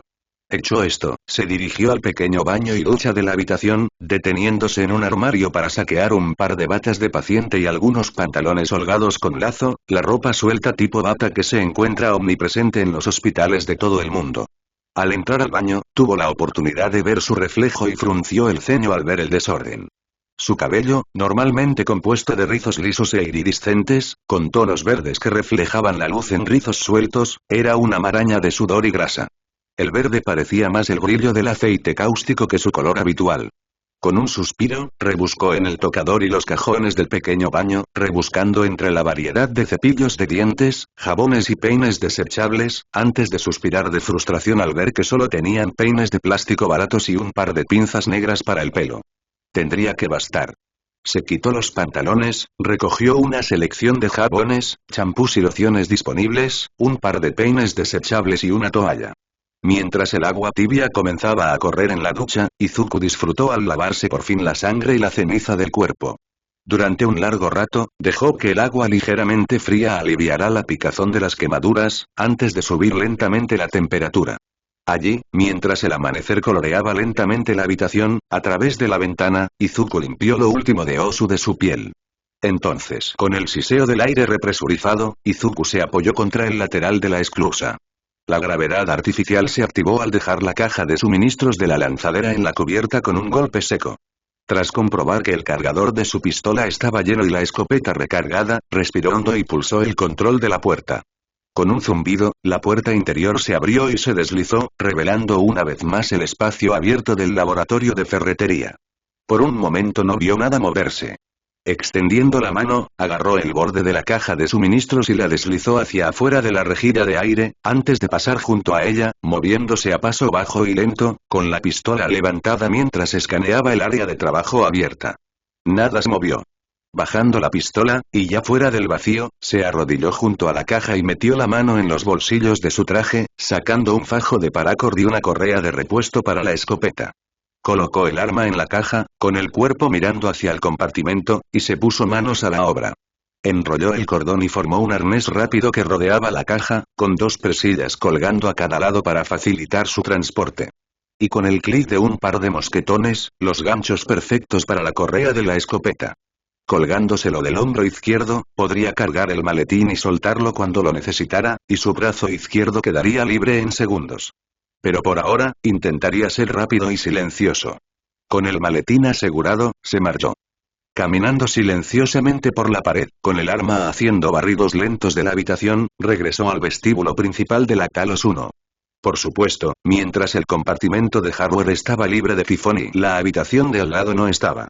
Cuando se abrió la puerta, se quedó mirando los pasillos abiertos y los elevadores gravitacionales de la sala central del laboratorio de hardware. Y el maldito tecnópata que flotaba en el centro, rodeado por media docena de operadores hackeados. Mierda. Con un suspiro, cerró la puerta antes de que lo vieran y dejó el maletín detrás de la puerta. Estirándose, buscó su escopeta y una carga EMP, y respiró hondo. De vuelta a ello. Golpeando los controles de la puerta una vez más, arrojó el EMP justo en el centro del paquete flotante de extraterrestres EIA y se abalanzó con una escopeta. Ahora Shoto despertó con dolor. Sentía fiebre, músculos doloridos y ardor en la garganta. Las sensaciones le eran familiares. Se había quemado y sufría los efectos de un golpe de calor. Un golpe de calor severo. Durante un largo instante, no estuvo incoherente. Perdido en el dolor y la contradictoria sensación de calor, dolor y escalofríos. Finalmente logró concentrarse. Las luces de una habitación de hospital se enfocaron, el aroma a desinfectante y el familiar olor a aloe y crema para quemaduras le llenaron la garganta. Parpadeó y sintió la piel de su rostro tensarse y arder, signos de quemaduras menores. ¿Qué había pasado? Hizo una mueca y trató de recordar, pero lo recordó de golpe. Hielo que olía a hierro y cobre. Rayas rojas y rosadas subían desde la base, carne hinchada que burbujeaba y se ennegrecía, que se congelaba y se desgarraba, el zumbido de la barrena. El crujido del hielo. Shoto volvió en sí, inclinado sobre el borde de la camilla, jadeando mientras la bilis goteaba de sus labios. El ácido estomacal y la mínima comida del día anterior se acumulaban en el suelo, y en su brazo. Tenía que ver su brazo. Recordó el dolor de calentarlo de nuevo, de sentir cómo se ampollaba la piel, pero logró que volviera el flujo sanguíneo, como el frío azul de la congelación había retrocedido, aunque no sin problemas. Su brazo estaba cubierto de vendajes, y con su otra mano arañó la masa, rasgando la tela antes de que con un gruñido cortara la capa superior con una gota de fuego, rizando la tela lo suficiente como para agarrarla y rasgarla. El dolor era cegador, pero él lo ignoró, y también el modo en que las máquinas a su alrededor sonaban. Alarmas que pedían ayuda. A él no le importó. Con un último tirón, las vendas se deslizaron por su brazo y una nueva oleada de dolor llegó con ellas mientras la piel ampollada se frotaba y se liberaba, mientras el pus y el líquido goteaban por su brazo. Costras abiertas y ampollas cubrían su brazo, repitiendo líneas que se elevaban sobre la piel y corrían por su brazo, extendiéndose en abanico e irregulares, las marcas de su brazo izquierdo donde las llamas habían sido demasiado calientes. Comenzó en su hombro, justo debajo de la articulación, repitiéndose hacia abajo en líneas de carne ampollada, quemaduras de segundo grado que se extendieron hasta su muñeca. Shoto exhaló con fuerza y se dio cuenta de que estaba temblando. Las vendas colgaban de su muñeca, goteando cremas y pus sobre las sábanas mientras él se llevaba la mano al pecho, sintiendo que le dolían los pulmones mientras tomaba una respiración temblorosa tras otra. Ante alguien estaba frente a él, unos brillantes ojos naranjas lo miraban desde debajo de unos mechones verdes llameantes, recogidos en una cola de caballo apretada. Ella no llevaba su traje de heroína, sino una chaqueta desabrochada sobre una camiseta con el icono de Endeavor. Él parpadeó y ella lo atrajo hacia un abrazo flojo, con los brazos alrededor de su espalda mientras el rugido de sangre en sus oídos comenzaba a desvanecerse. Estás vivo. Vas a estar bien. Relájate. Solo relájate. Cuando terminó el temblor, estaba inconsciente. Y cuando se despertó de nuevo, Moe estaba a su lado, sentada en una silla con su teléfono afuera. Desde allí podía ver sus mallas deportivas y sus pantalones cortos a juego con su chaqueta. Abrió la boca, pero casi se atragantó con la sensación cruda y seca. Moe se apresuró a traerle agua, y cuando pudo hablar, solo tuvo una pregunta. ¿Y cómo está mi padre? Golpe de calor severo, varios cortes y agotamiento severo por Kirk. Estará fuera mañana si todo sale según lo previsto. Shoto cerró los ojos con un suspiro silencioso. ¿Y, Kido? Moe se desplomó. Su cabello se oscureció, casi desvaneciéndose. Él, no sobrevivió. Se desangró en el lugar de los hechos. Negó con la cabeza y agarró el portapapeles de la mesita de noche. Vas a tardar un par de días más. Nuestro especialista en quemaduras vendrá en algún momento para curarte el brazo. Pero, Moe se removió incómodo, mirándose el brazo. En algún momento, mientras estaba inconsciente, alguien le había vuelto a aplicar las vendas. Bajó la vista y observó las heridas. Recordaba las últimas quemaduras que había tenido, tan graves, la de la cara. Ya lo sé. Van a dejar cicatrices. Moe hizo una mueca. Sí. Los médicos dicen que no deberías tener mucha movilidad restringida, pero que probablemente necesitarás fisioterapia para recuperarte en las próximas semanas. Shoto asintió, pero guardó silencio por un largo momento. Moe se levantó para irse. Tenía que visitar a Enji y avisar a las enfermeras que Shoto estaba despierto, pero antes de poder irse, ella se giró y observó la figura vendada de Shoto. ¿Sabes dónde está la habitación de Midori y Izuku? Entonces Izuku respiró hondo, haciendo una mueca al sentir que una de sus costillas se movía con el movimiento. Había enfocado al tecnópata sin problemas. El pulso electromagnético y casi toda la munición de la escopeta lo destrozaron antes de que pudiera electrocutarlo de nuevo, pero eso solo había puesto a los operadores en modo bomba suicida. Había activado el glow y el primer par hasta que explotaron, y se metió en el elevador gravitatorio hasta el nivel superior para evitar la explosión, derribó al tercero con el último cartucho de la escopeta y fue sorprendido por el cuarto. Que decidió abordarlo a toda velocidad y luego volar por los aires. Había esquivado lo peor de la explosión, pero eso implicó arrojarse sobre una barandilla y caer desde 3 metros hasta el primer piso, rompiéndose lo que probablemente ya era una costilla fracturada. Se metió otra jeringa de analgésico en el pecho, comprobó que era capaz de respirar profundamente sin gorgoteos preocupantes ni tos con sangre y suspiró aliviado cuando no sintió la sensación de sangre llenando sus pulmones. Colgándose de nuevo el estuche atado al hombro, aceleró el paso. Pasó por los pasillos con pasos silenciosos, con su pistola apuntando y eliminando a un par de imitadores que pensaban que estaban siendo escurridizos. Al final de todo, pasó otra puerta de seguridad y entró nuevamente al vestíbulo del Talos 1. Solo para maldecir ante el sonido de disparos de armas automáticas de una, no, eran 2 torretas. Tras dejar el maletín sobre una mesa en la sala de dibujo, cerca de la entrada, Izuku echó a correr, aminorando solo la marcha en la pasarela sobre el vestíbulo. Bajó la vista al ver los fogonazos provenientes de la puerta de la bahía de lanzaderas. Al correr por la pasarela superior, la visión se aclaró. El par de torretas disparando, y el errático sonido de una escopeta sumándose a ellos. Ven a conseguir algo de Fugly. Y allí estaba Aaron, agazapado tras el mostrador del bar del vestíbulo, apenas sobresaliendo lo suficiente para apuntar y disparar a la pequeña horda de imitadores y un fantasma que intentaban avanzar entre los muebles apilados de la platier. Al acercarse, vio cómo el fantasma se desmoronaba, y otro imitador se hacía pedazos en el proceso cuando las torretas los fijaron. ¡Mierda! Siguen viniendo. Señora, por favor, cierre la puerta. Lo estoy intentando. Y esa era Sho. Debe estar en la oficina de seguridad intentando anular los controles de la puerta y cerrar la bahía, y si Izuku quería ayudar necesitaba bajar allí. Alcanzó uno de los emisores nulos en su cinturón antes de correr hacia la barandilla sobre el lugar donde se desarrollaba la pelea. Saltando, accionó el propulsor y lanzó el emisor por el pasillo, antes de rodar por el impacto del descenso y detenerse deslizándose frente a Aaron, frente a la barra.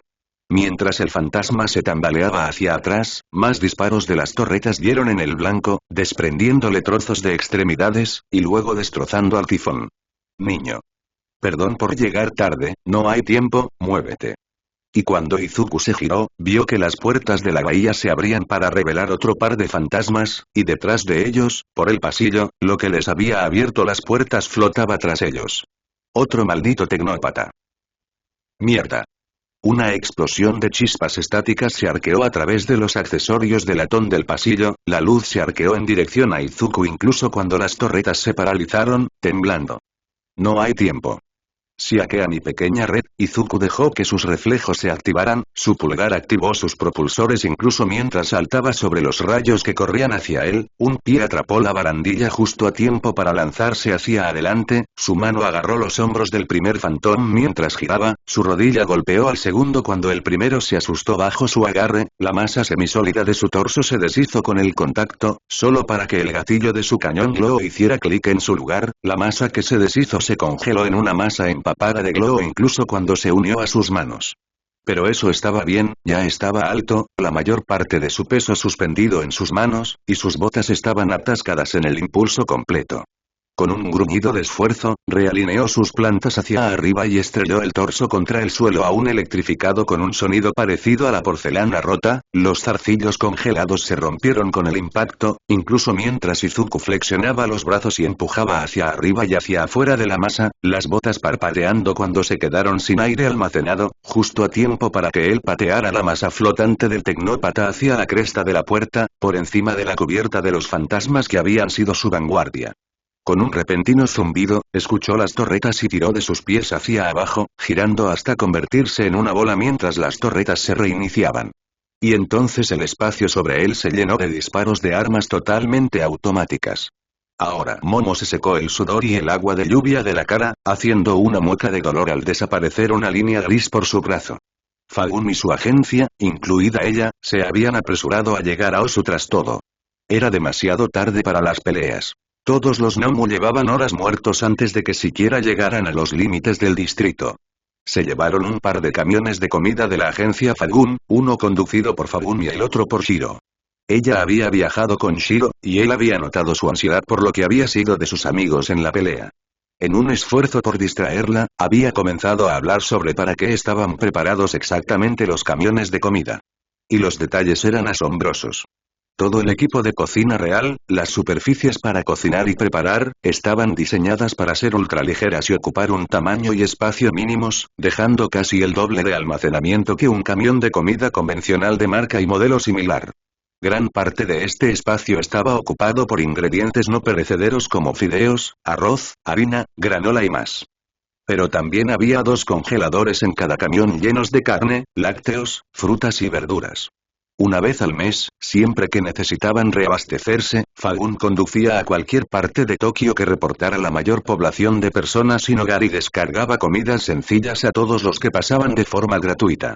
Y eso era solo comida. Una sección entera del almacén estaba dedicada a suministros médicos. Desde fármacos hasta bolsas de sangre, antibióticos y un kit completo de vacunas. Si bien no era un quirófano completo, era más que suficiente para operar una pequeña clínica por cada camión.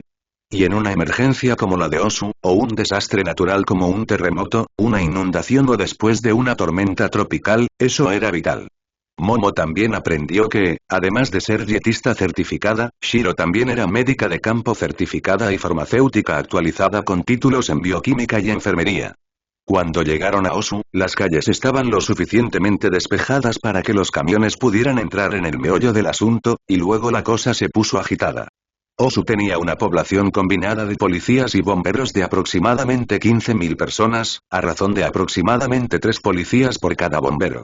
Pero estaba a solo 1 hora del centro de Tokio, y el departamento de bomberos de Tokio cuenta con casi 20.000 miembros, y casi 3.000 de ellos, completamente equipados con camiones de bomberos, equipos de búsqueda y rescate y equipo médico, habían llegado a Osu esa misma tarde.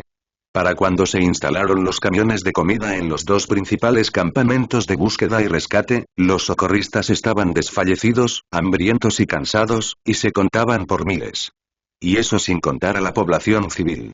Lo que significaba que, en cuanto los camiones estacionaron, Momo se vio envuelta en la tarea de servir, cocinar y atender a la multitud que se acercaba.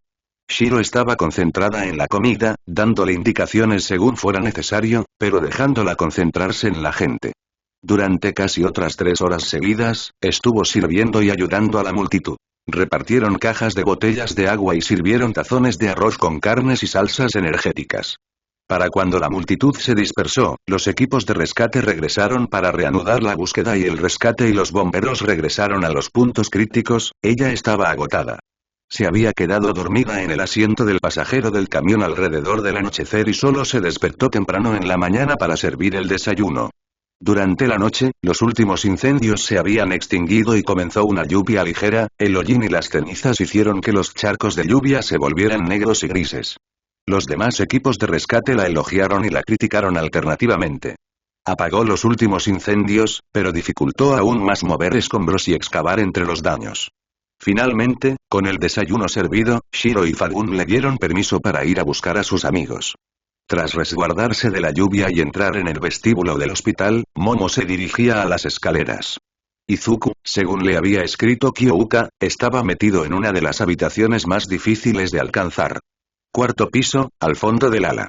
Había insinuado que hubo algún tipo de enfrentamiento, pero Momo no tenía los detalles. Finalmente la encontró, la habitación correcta, solo para disminuir la velocidad cuando se dio cuenta de que las luces estaban apagadas y que Izuku y Kyoka podrían estar durmiendo o descansando. Golpeando suavemente, esperó un segundo, antes de abrir la puerta lentamente cuando no hubo respuesta. La luz del pasillo iluminaba la habitación oscura. Las gruesas cortinas de la ventana del fondo protegían de la lluvia y la luz de la mañana. Parpadeando mientras sus ojos se acostumbraban, observó a Kyoka en la cama del medio, envuelta en una manta y con las botas en el suelo junto a la cama. Y la cama vacía junto a la de ella, sábanas deshechas y desordenadas, la armadura y la espada de Izuku a su lado.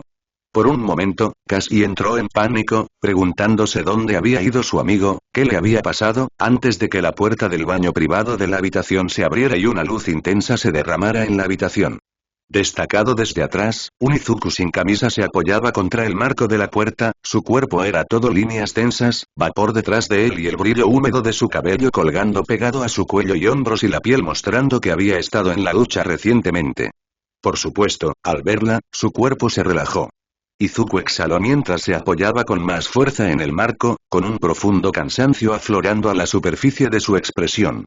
Joder, Momo, deberías haber esperado a que abriera la puerta. La chica habría respondido, pero sus ojos estaban fijos en la figura del joven. No en los músculos ni en su falta de ropa, aunque probablemente los recordaría con todo detalle más tarde, sino en los moretones.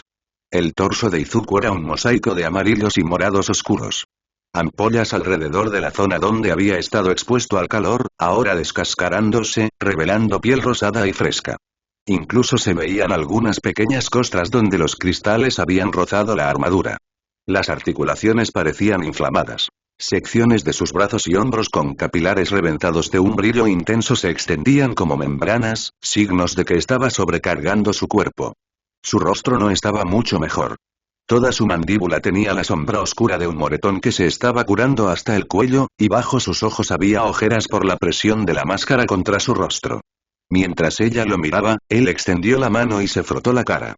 Una fina punta de metal en su palma apareció a la vista al flexionar la otra mano, mostrando dónde la había ocultado. La dejó sobre la encimera de la habitación y con una mueca en los labios, volvió a presionar la puerta. Dame un momento. Cuando él volvió a entrar, Momo finalmente recuperó el aliento, sonrojándose al darse cuenta de su falta de decoro, antes de escuchar una suave risita. Acostado en su supuesta cama, todavía acurrucado bajo la manta, Hiro le sonreía, con un ojo aún cerrado y una expresión cansada pero divertida. Bonita vista, Momo? Callarse la boca. La puerta se abrió de nuevo para cortar las bromas.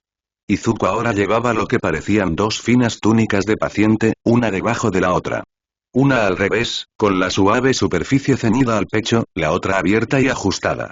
Mientras ella observaba, el adolescente hizo una mueca al pasarse un peine barato por los rizos, con irritación en su lenguaje corporal al tirar de la masa anudada. Momo aprovechó la oportunidad de ayudar a hacer algo. ¿Te gustaría que te ayudara con eso? La sonrisa cómplice de Kyouka detrás de Izuku no la ayudó a recuperar la compostura. Sin embargo, los hombros encorvados de Izuku la detuvieron rápidamente. Si te parece bien, por favor. Estos peines no sirven para nada. Ella rara vez lo había visto, lucía tan cansado. Cualquier pensamiento de romance en el momento murió una muerte silenciosa y triste. Por supuesto. Les tomó un momento acomodarse en las camas. Momo se sentó detrás de Izuku, con las piernas enmarcando su cintura mientras él se recostaba, dejándola tirar y trabajar su rizo con un cepillo recién hecho de cerdas duras y una serie de pinzas pequeñas. Frente a ellos, Kyouka estaba sentada con las piernas cruzadas, con el cabello despeinado mientras se ponía la manta sobre los hombros y se subía la barrera de privacidad tras la espalda. Momo recorrió con la mirada el cabello de Izuku.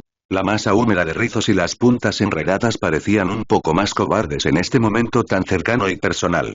Asintiendo, comenzó a peinarlo capa por capa. A medida que alisaba y cepillaba cada sección, la apartaba con horquillas. Mientras trabajaba, Izuku hablaba en voz baja y Kyouka intervenía solo ocasionalmente mientras contaba su día anterior y parte de la semana anterior.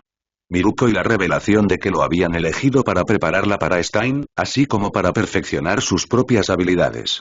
La creciente sospecha de que Ida iba a cometer una estupidez, y el momento en que se dio cuenta de que tenía razón. La búsqueda de Ida y Stein, y luego la separación. Kyouka se quedó esperando ayuda médica para un nativo herido e Izuku persiguió a un asesino en serie por los callejones, solo para encontrarse con la liga de villanos. Y entonces, Izuku hizo una pausa en su relato, con las manos tensas alrededor de la espada envainada frente a su regazo. Entonces Shigaraki le dijo que jugara el juego. Una docena de monstruos en la ciudad. Asesinato en masa. Solo por publicidad. El cambio de mentalidad de Izuku, cayendo en un estado letal mientras mataba monstruo tras monstruo, junto con Miruko y Kyouka. Encontrando héroes muertos y siguiendo pistas una tras otra. Kyouka se encontró al mando simplemente porque ya estaba haciendo algo. Las manos de Momo temblaban levemente. Pero seguía cepillándose, en silencio, mientras sus amigos descargaban su estrés. Mientras se desahogaban sobre la injusticia, el miedo. La ira. Miruko resulta herida y la comprensión de Izuku se produce cuando las llamas azules se elevan en la distancia. El verdadero ataque. Stein ataca a Endeavor. Izuku se quedó en silencio, incluso a través de su túnica, Momo podía sentir la tensión. La forma en que su columna se encogía con un toque de algo inquietante. Quería matarlo, podría haberlo hecho. Estaba abierto, y dudé. Le tomé el brazo, sí. Pero nunca lo dejará pasar. Igual que Shigaraki.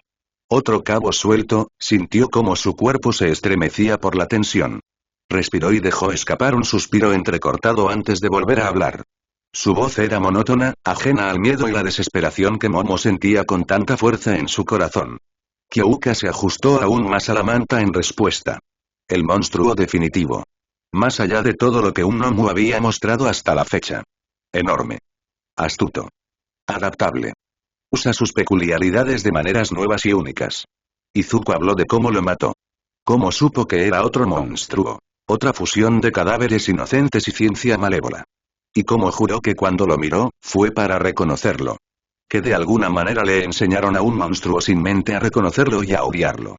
Mientras se apagaba, Momo le dio los últimos giros a una trenza. Una de muchas. Izuku llevaba el cabello recogido en trenzas cuidadosamente recogidas a lo largo de la coronilla, donde se unían en una sencilla trenza francesa en la parte posterior. El cordón negro y verde le colgaba hasta la cintura, apenas por debajo del cuello de su túnica. Con un pensamiento, creó un pequeño vaso para atarlo. El sencillo jade tallado por su peculiaridad, con un alfiler de plata atravesándolo. Apoyó las manos en sus hombros, sintiendo cómo se tensaba antes de relajarse. Con una breve mirada a Kyouka en busca de valor, se inclinó lentamente hacia adelante y lo rodeó con sus manos, abrazándolo contra su vientre. Él echó la cabeza hacia atrás al encontrar la pregunta en su mirada. Me alegro de que hayas sobrevivido, Izuku.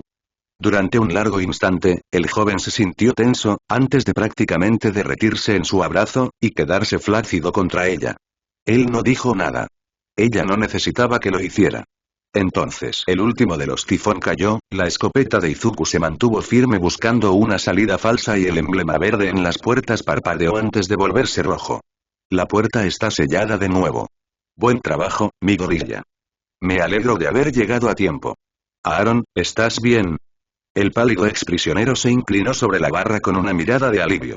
Aún no me han matado, muchacho. Esta es la tercera vez que nos atacan. La primera vez solo fueron unos pocos fantasmas. Pero hemos estado aguantando. ¿Ha habido suerte con tus cacerías? Por un momento, pensé en mentir, pero no. Encontré parte de la llave maestra de la estación, la mitad de Morgan. Todavía necesito encontrar a Alex. Oigan, siento interrumpir, pero chicos. Vengan.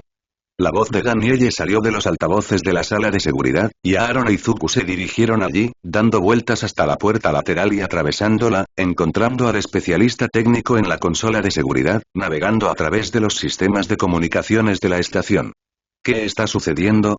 En lugar de responder a la pregunta de Aaron, tocó la consola y se abrió una nueva pantalla, se abrió el sistema de transmisión segura de la estación, y se escuchó una voz resonando desde la consola.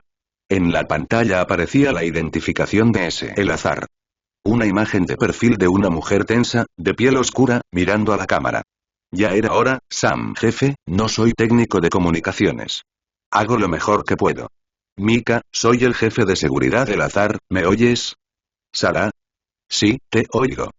He estado intentando conectarme al sistema de megafonía. Mis equipos están en la bahía de carga, y esas cosas también están aquí. Están arrastrándose por toda la estación. Revisa todo a tu alrededor, dale con una llave inglesa, primero revise la llave. Sam, no. Tiene razón. Estas cosas. Destruye todo lo que esté a mano y a ver si te lo devuelven. Ve a una zona segura y, cuando estés a salvo, llámame por transcripción. Te envío un enlace de contacto seguro, ¿de acuerdo? Entendido. Dejé mi transcripción en el monitor de refrigerante. Voy para allá ahora mismo y me encerraré.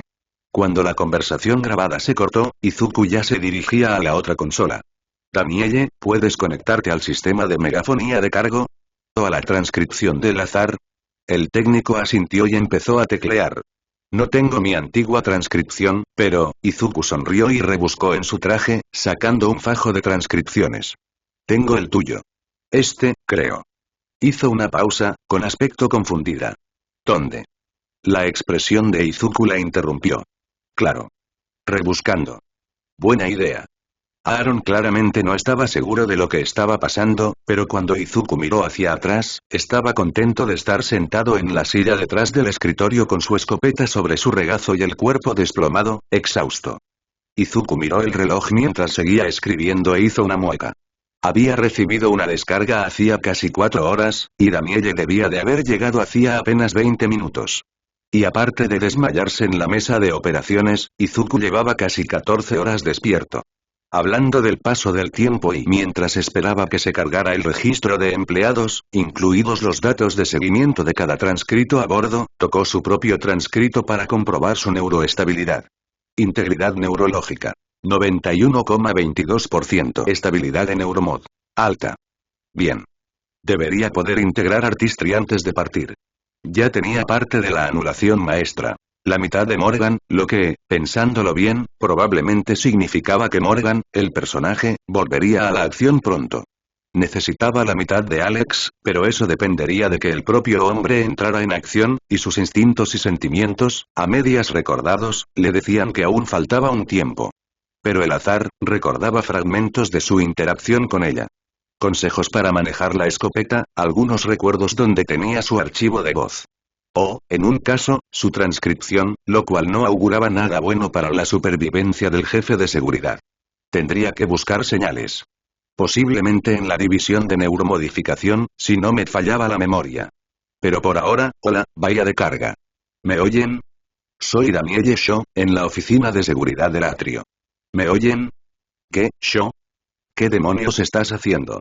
Izuku tomó el control. Soy Midoriya Izuku, sujeto principal.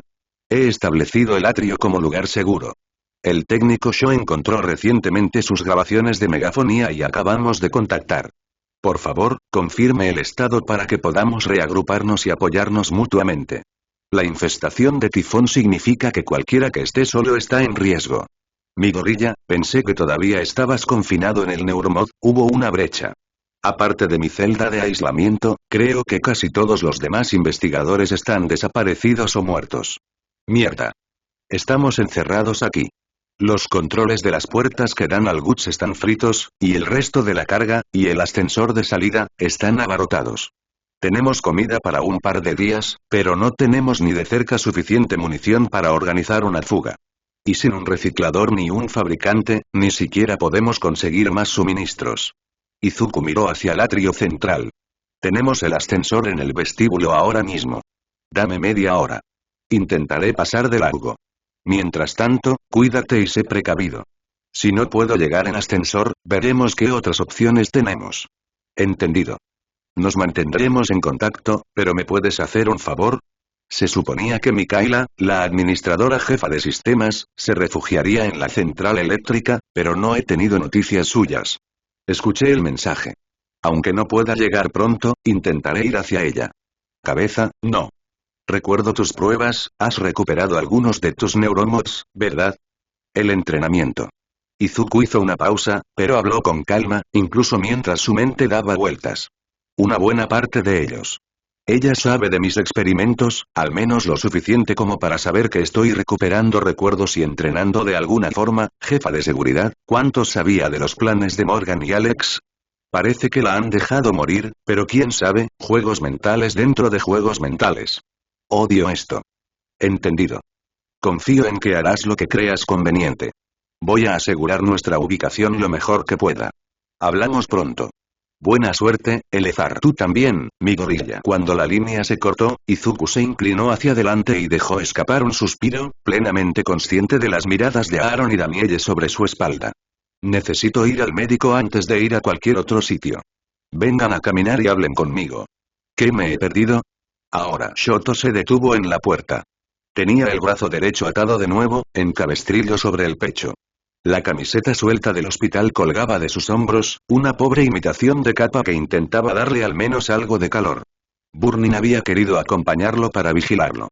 En cambio, le había pedido que reuniera cualquier documentación o noticia sobre su padre para su regreso. Con una respiración lenta, extendió la mano izquierda y golpeó la puerta. Las suaves voces que había oído a través de la puerta se detuvieron, y luego, sin previo aviso, la puerta se abrió suavemente. Midoriya lo miraba de frente, vestido con uniformes de hospital similares a los del adolescente. Pero, una vez más, el contraste era evidente. Las vendas y capas ajustadas se ceñían a la figura de Midoriya, a juego con la forma en que llevaba el cabello trenzado hacia atrás, dejando solo unos mechones colgando de su sien. Era un marcado contraste con las capas exteriores sueltas que colgaban de la figura de Shoto y su cabello, que colgaba lacio. Como siempre y parecemos un estudio de contraste. Cuando su mirada se encontró con la de color verde oscuro, se dio cuenta de los moretones que se desvanecían en el rostro de Midoriya. Tras un largo momento, Midoriya asintió. Todoroki. Midoriya.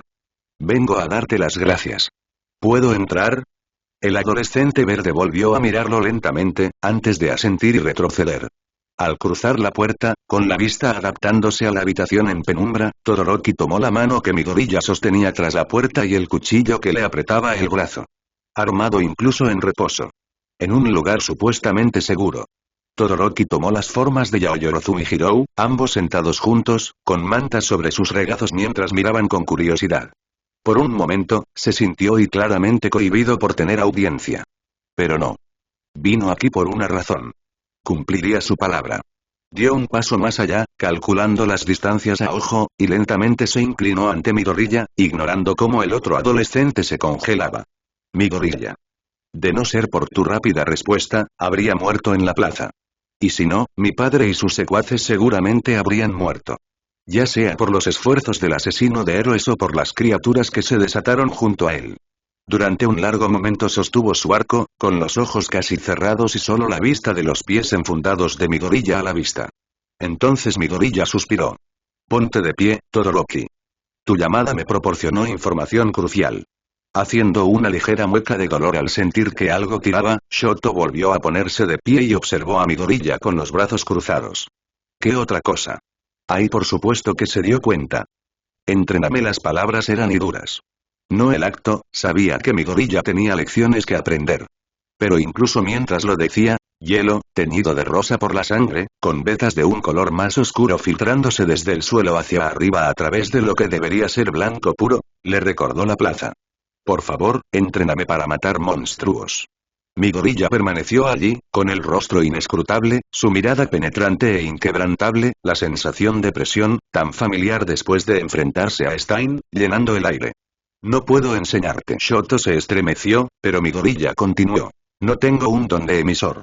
Y tú necesitas dominar el tuyo. Las armas se te romperían en las manos. Ya tienes un estilo de combate arraigado que contradice el mío. No tienes tiempo para que te lo enseñe. Y no encajaría. El adolescente se quedó en silencio, con los ojos todavía fijos en los de Shoto. Pero sé quién puede. Te lo preguntaré. Lo odiarás. Shoto apretó los dientes, con las uñas de su mano derecha escondidas, mordiéndose la palma con el esfuerzo de mantener la calma. Haré lo que sea. Para no sentirme tan débil como ayer. La presencia de mi gorilla y cambió. No sentí lástima. Empático. Lo siento. Pero lo harás. Shoto abrió la boca, pero la mano de Midoriya le apretó el hombro, lo que hizo que Shoto se diera cuenta de que estaba temblando. Escúchame, Todoroki Shoto. Los ojos estaban cerca, atrayéndolo. Meméticos. Hipnóticos. El mundo es cruel, implacable. Hay verdaderos monstruos que se esconden en la noche. Personas cuya ética y moral son tóxicas. Ayer te enfrentaste a las consecuencias de una de ellas, y a un hombre cuyas creencias están destrozadas y retorcidas. Y es aterrador, ¿verdad? Las rodillas de Shoto estaban sobre el azulejo frío, su cuerpo temblaba, pero mi gorilla estaba arrodillado con él, estabilizándolo. Casi muero. Casi mueren todos. Las criaturas mataron a tantos, y luego murió Kido, y pensé en Burning, y. Y papá, Shoto no había llamado a Endeavor de otra manera que padre en mucho tiempo. Sobreviviste. Las palabras fueron penetrantes. Algo en ellas resonó en Shoto como la luz del sol en la oscuridad. Ante lo peor que el mundo te depara, te alzaste y luchaste. Y eso es duro, Shoto Todoroki. Es el tipo de cosas que destrozan a hombres y mujeres. Caíste, pero te levantaste. Escuché las historias, ¿sabes? Escuché el informe de situación de los primeros en responder. Contuviste a un monstruo y luego te preparaste para enfrentar a otro después de casi matarte. Y en medio de todo eso, planeaste. Me contactaste, me diste toda la información que necesitaba para responder a tiempo. El temblor disminuyó. Y al contener la respiración, Shoto sintió que sus mejillas ardían no solo de calor, sino de una emoción contenida durante mucho tiempo. De terror. De pánico. De miedo. Las lágrimas le resbalaban por la barbilla, pero no sentía deseos de enjugárselas. ¿Pero y qué hago ahora? ¿Qué hacemos todos? Izuku sonrió, pero era una sonrisa triste y grave. Lo que ya has empezado a hacer. Te sientas, respiras hondo y luego mejoras. Y la próxima vez, porque siempre hay una próxima vez, lo haces mejor. Actúas con más rapidez. Con más inteligencia. Aprendes nuevos trucos, nuevos oficios. Refuerza tus debilidades, apoya tus fortalezas, desarrolla tus talentos. UA es una escuela. Úsala. Los ojos verdes se apartaron de él, dejando a Shoto con una sensación de vulnerabilidad y desprotección, su habitual semblante tranquilo, tan lejos de su alcance. Eso también va para ustedes dos. Kyouka, lo hiciste genial. La próxima vez lo harás mejor. Momo, ya estás aprendiendo cosas útiles. Apúntalo para que la próxima vez que esto pase, estés listo para apoyarnos. La próxima vez, ya está pensando en la próxima. En el futuro. En la próxima pelea, en el próximo monstruo, te hice un flaco favor con mi opinión, mi gorilla, pero gracias. Gracias, mi gorilla. Por supuesto. Y fue entonces cuando la puerta se abrió de una patada. 63.